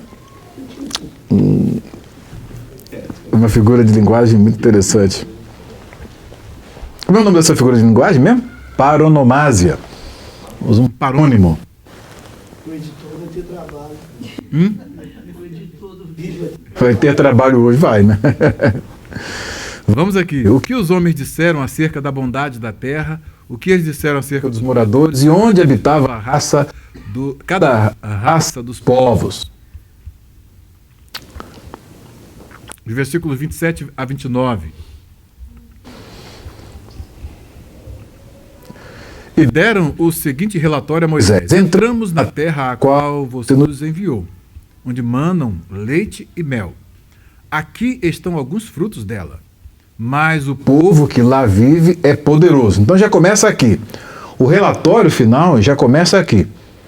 Né? A terra é exatamente como Deus disse. Mas precisava confirmar o que Deus falou? Deus não falou que era uma terra que manavam ali leite e mel dela? Então não precisa, para chegar a essa conclusão, não precisava dessa expedição. Uma expedição supérflua. Tá? E uma perda de tempo até, 40 dias parados, esperando. Aqui estão alguns frutos dela. Mas o povo que lá vive é poderoso. Aí começa. O povo que lá vive é poderoso. Eis aí a questão. Forte. E as cidades são fortificadas e muito grandes. Então eles são aqui com a meiose já em funcionamento. Ou seja, maximizando a dificuldade para adquirir a terra. Vamos nós. Os amalequitas, então aqui vimos também vimos os descendentes de Enac. Os amalequitas vivem no Negev, que era uma área seca. Né? Os hititas, os jebuseus e os amorreus vivem na região montanhosa. Os cananeus vivem perto do mar e junto ao Jordão. Então aqui foi feita a descrição, né?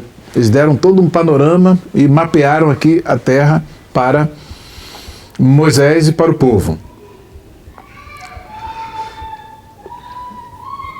Aí vem a próxima. Fecha essa porta aí, por favor. Obrigado. Qual o homem que fez calar os que davam notícia dos gigantes? O que esse tal disse que os filhos de Israel iriam fazer? E o que os outros ainda diziam? Aí vem os versículos 30 ao 31. Esses versículos 30 ao 31 são importantes pelo fato de que, ao fazerem toda essa descrição, né, eles estão já maximizando o problema, né, colocando já como que um obstáculo. Vocês já sabem qual vai ser a conclusão deles.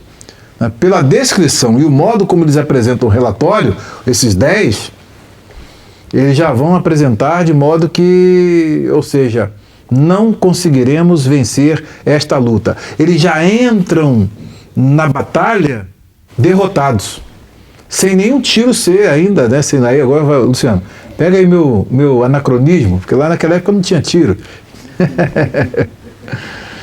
Né? Então aquelas.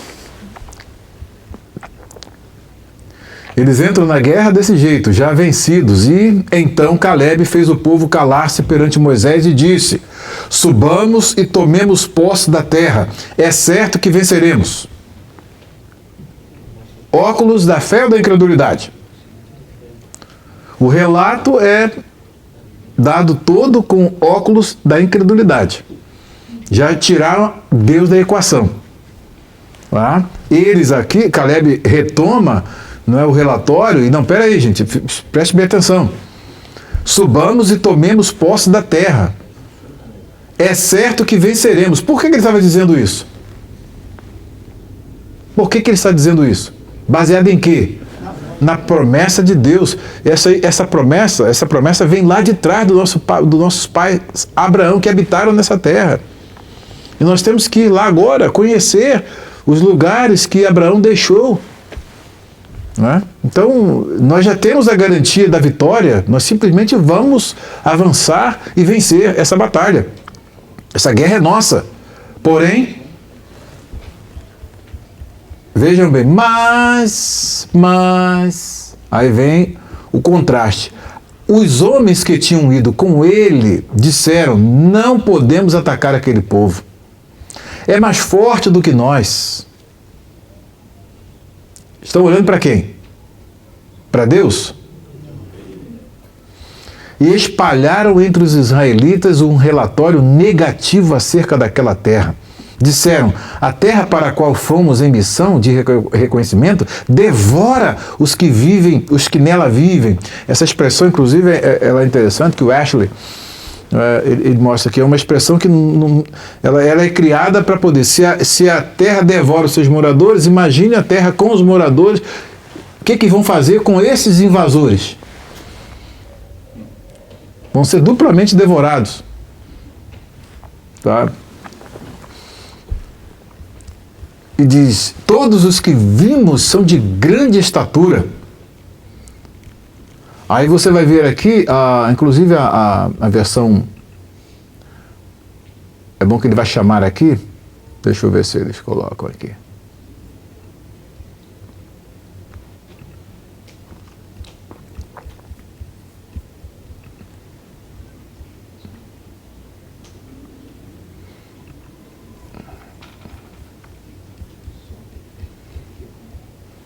Vou pegar a última pergunta.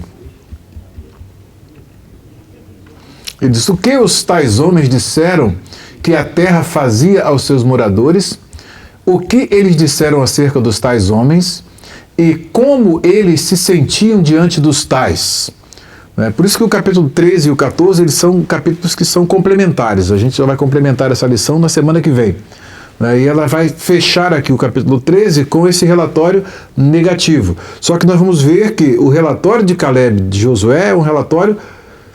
São os dois que se distinguem porque estão usando os óculos da fé. Não estão olhando para eles, não estão olhando na estratégia deles, não estão olhando o poder bélico deles, estão olhando para Deus. Deus falou que a terra é nossa, ponto final.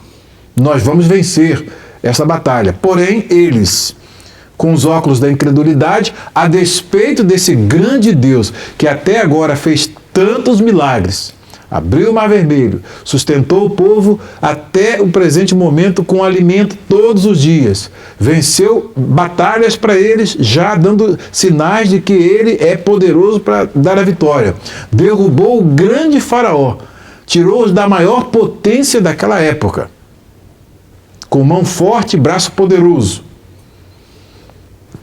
Vai fracassar no momento final? Na hora final, na hora H, Deus vai fracassar? Só a incredulidade para poder fazer esse tipo de afirmação. Então, na semana que vem, nós vamos complementar essa lição e vamos ver que aqui até, olha como é que eles criam os mitos. Os versículos 32 e 33. E infamaram a terra que tinham espiado perante os filhos de Israel, dizendo: a terra pelo meio da qual passamos a espiar é terra que consome seus moradores, e todo o povo que vimos no meio dela são homens de grande estatura. Então, só dá gente grande lá, homens altos, fortes, guerreiros, treinados. E o que eles dizem que viram ali? Também vimos ali gigantes, filhos de Anak, olha só a interpretação deles, descendentes dos gigantes. Aqui é bom que a gente vá ao texto hebraico, porque eles vão falar aqui a respeito dos Nefilim, lá do período anterior ao dilúvio, né, que os Nefilim estavam na terra, no período em que os filhos de Deus tomaram as filhas dos homens e houve aquela mistura, não que os anjos tomaram como os intérpretes de método histórico crítico dizem, né?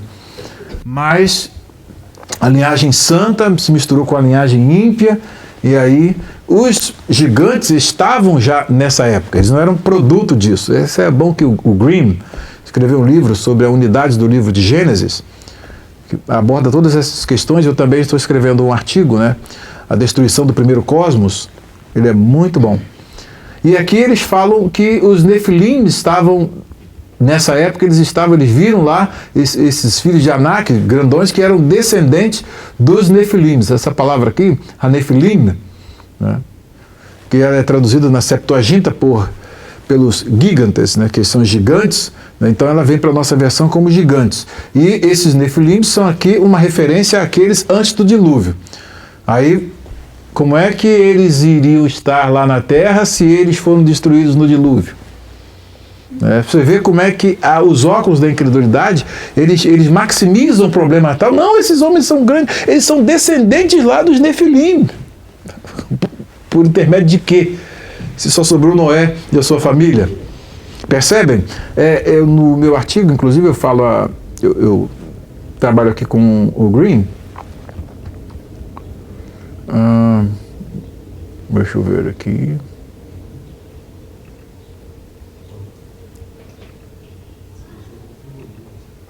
Aqui. Não, esse aqui.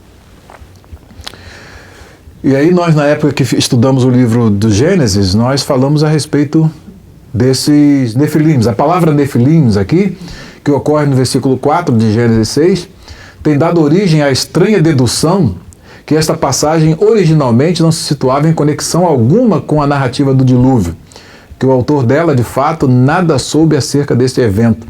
O único fundamento para esta inferência é que a mesma palavra é encontrada novamente em Números 13:33, no mau relatório dos espias sobre Canaã. A pergunta-chave que os críticos fazem aqui é a seguinte: se os Nefilim aqui são mencionados e ainda estavam em existência nos dias de Moisés, como poderia ter acontecido uma catástrofe que destruiu toda a humanidade, exceto a família de Noé? Aí eles fazem a pressuposição de que o dilúvio não tinha acontecido e que o autor de Números, que eles não dizem que é Moisés, tá? É um autor que desconhece essa tal catástrofe, por isso faz menção aqui aos Nefilim como se ainda estivessem em existência. O Green, esse livro do Green, ele merece até ser traduzido para o português. Ele faz uma análise bem simples dessa questão.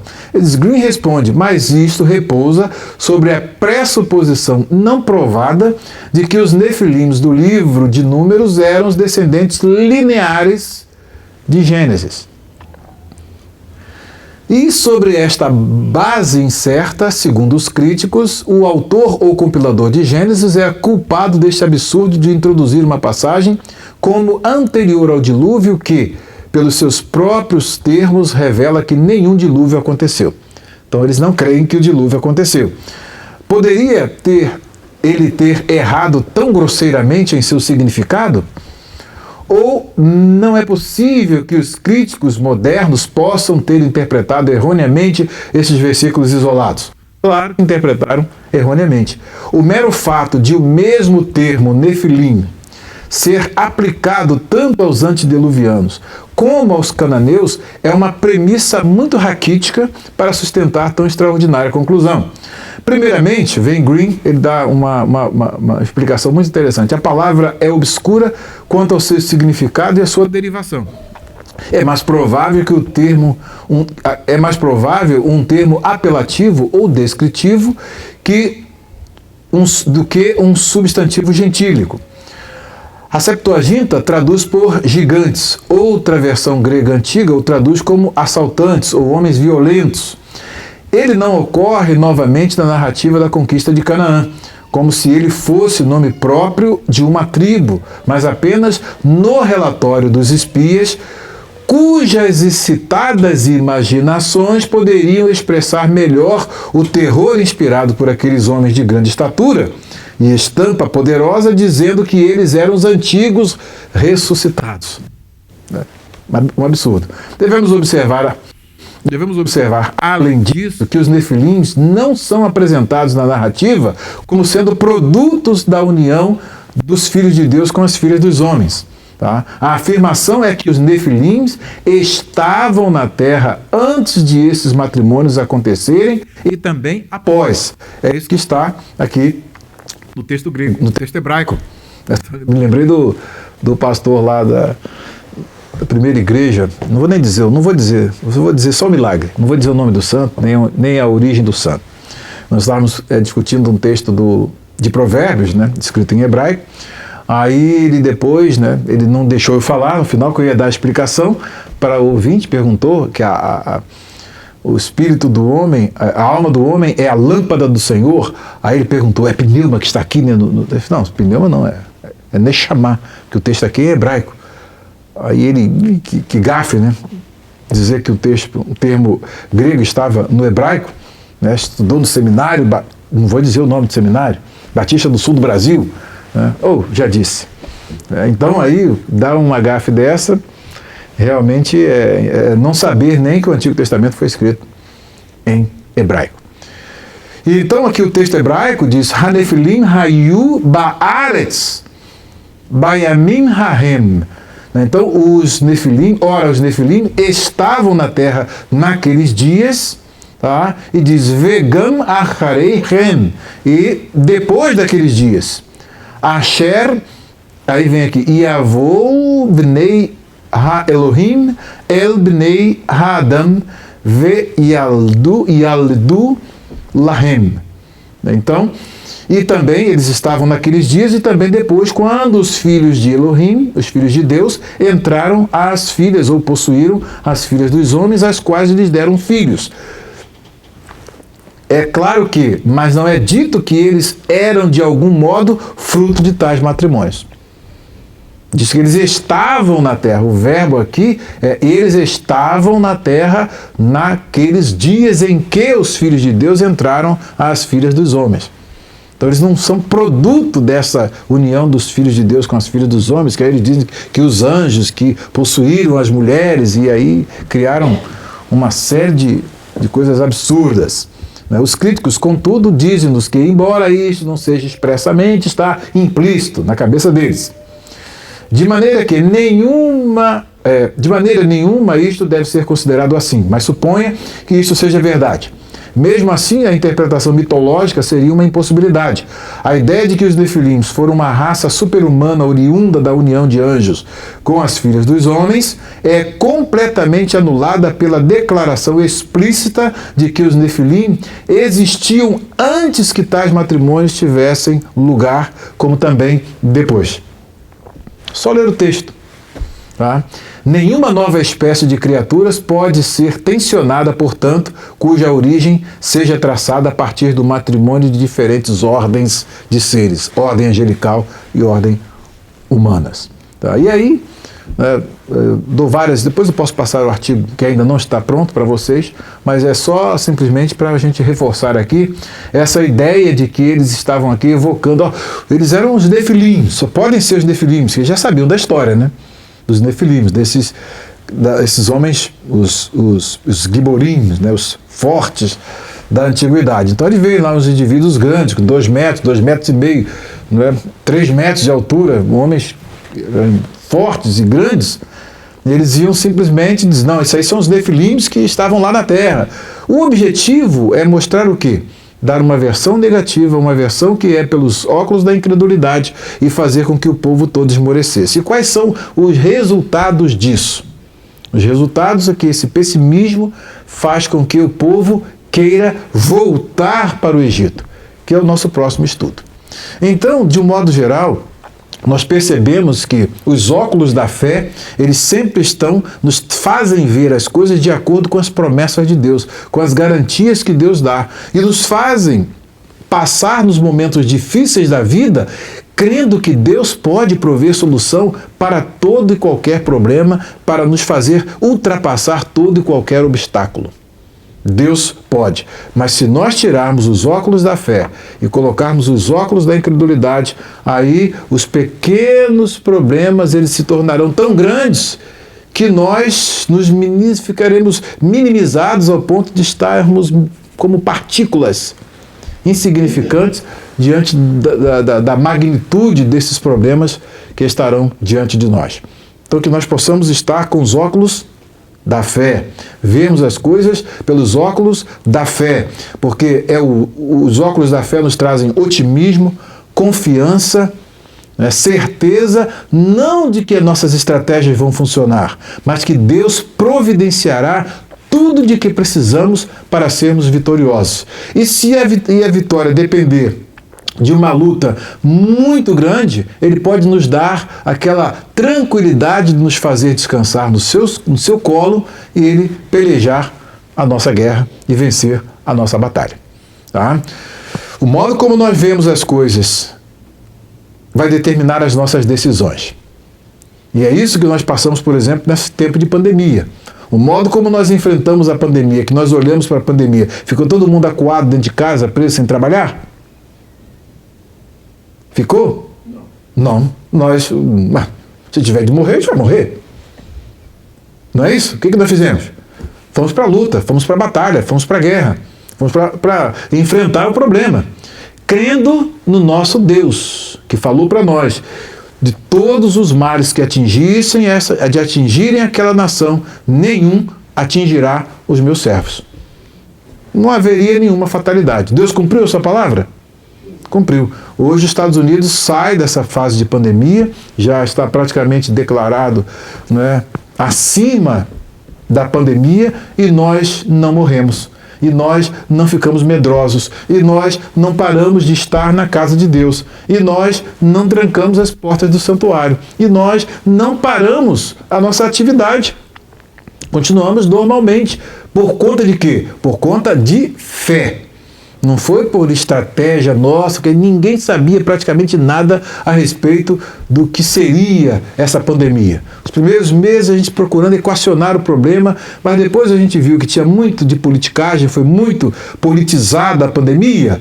Nós assumimos uma postura totalmente diferente, como Texas assumiu, como Flórida assumiu, e nós aqui, mesmo num estado esquerdista, que graças a Deus foi maniatado, o governador foi maniatado por uma decisão de um juiz, e não tivemos que parar a nossa vida e continuamos vivendo e vivos para a glória de Deus.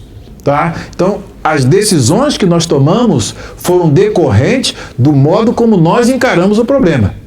Agora, se nós encarássemos o problema, morreu 1, 2, 3, 4, cada dia aquele anúncio de um monte de morte, 2.000 mortes por dia, ai meu Deus, eu sou o próximo. Ué, cadê o para mim viver é Cristo e morrer é ganho? Cadê? Então nós tínhamos que abrir mão de nós mesmos. Ué, se Deus decidir que esse é o momento que nós vamos morrer, nós vamos morrer. E graças a Deus ninguém morreu.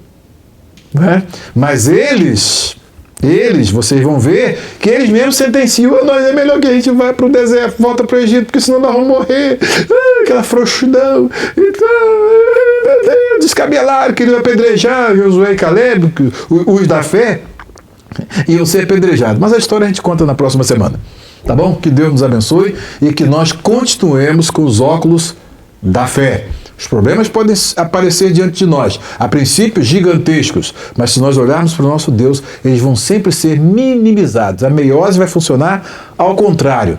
Não é? O problema vai ficar pequeno, porque nós vamos apresentar para Ele um grande Deus. Que o Senhor nos abençoe. Continue nos abençoando.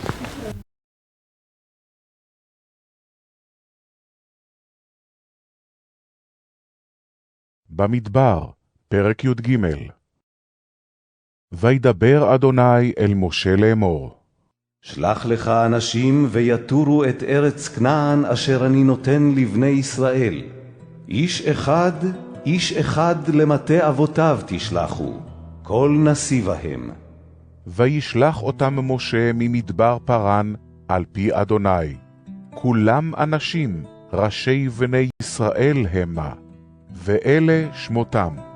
למטה ראובן, שמוע בן זקור, למטה שמעון, שפט בן חורי, למטה יהודה, כלב בן יפונה, למטה יששכר, יגאל בן יוסף, למטה אפרים, הושע בן נון, למטה בנימין, פלטי בן רפו, למטה זבולון, גדיאל בן סודי, למטה יוסף, למטה מנשה, גדי בן סוסי, למטה דן, עמיאל בן גמלי, למטה אשר, סטור בן מיכאל, למטה נפתלי, נחבי בן ופסי, למטה גד, גאואל בן מחי. אלה שמות האנשים אשר שלח משה לתור את הארץ. ויקרא משה להושע בן נון יהושע. וישלח אותם משה לתור את ארץ כנען, ויאמר עליהם. עלו זה בנגב, ועליתם את ההר, וראיתם את הארץ, מה היא? ואת העם היושב עליה. החזק הוא, הרפה, המעט הוא עם רב, ומה הארץ אשר הוא יושב בה? הטובה היא עם רעה. ומה הערים אשר הוא יושב בהנה? הבמחנים עם במבצרים. ומה הארץ? השמנה היא עם רזה. היש בה עץ עם עין. והתחזקתם ולקחתם מפרי הארץ.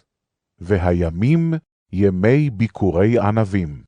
ויעלו ויתורו את הארץ ממדבר צין עד רחוב לבוא חמת. ויעלו בנגב ויבוא עד חברון. ושם אחימן ששי ותלמי, ילידי הענק. וחברון 7 שנים נבנתה לפני צוען מצרים. ויבואו עד נחל אשכול, ויכרתו משם זמורה, ואשכול ענבים אחד, ויסעוהו במות ב2, ומן הרימונים ומן התאנים. למקום ההוא קרא נחל אשכול, על אודות האשכול אשר כרתו משם בני ישראל. וישובו מתור הארץ מקץ 40 יום. וילכו ויבואו אל משה ואל אהרון ואל כל עדת בני ישראל אל מדבר פרן קדשה. וישיבו אותם דבר ואת כל העדה, ויראום את פרי הארץ. ויספרו לו ויאמרו, באנו אל הארץ אשר שלחתנו, וגם זבת חלב ודבש היא, וזה פריה. אפס, כי אז העם היושב בארץ, והערים בצורות גדולות מאוד, וגם ילידי הענק ראינו שם. עמלק יושב בארץ הנגב, והחיתי, והיבוסי, והאמורי יושב בהר, והכנעני יושב על הים ועל יד הירדן. ויעש כלב את העם אל משה, ויאמר, עלו נעלה וירשנו אותה, כי יכול נוכל לה. והאנשים אשר עלו עמו אמרו, לא נוכל לעלות אל העם, כי חזק הוא ממנו. ויוציאו דיבת הארץ אשר תרו אותה אל בני ישראל לאמור, הארץ אשר עברנו בה לתור אותה, ארץ אוכלת יושביה היא, וכל העם אשר ראינו בתוכה, אנשי מידות. ושם ראינו את הנפילים, בני ענק מן הנפילים, ונהי בעינינו כחגבים, וכן היינו בעיניהם.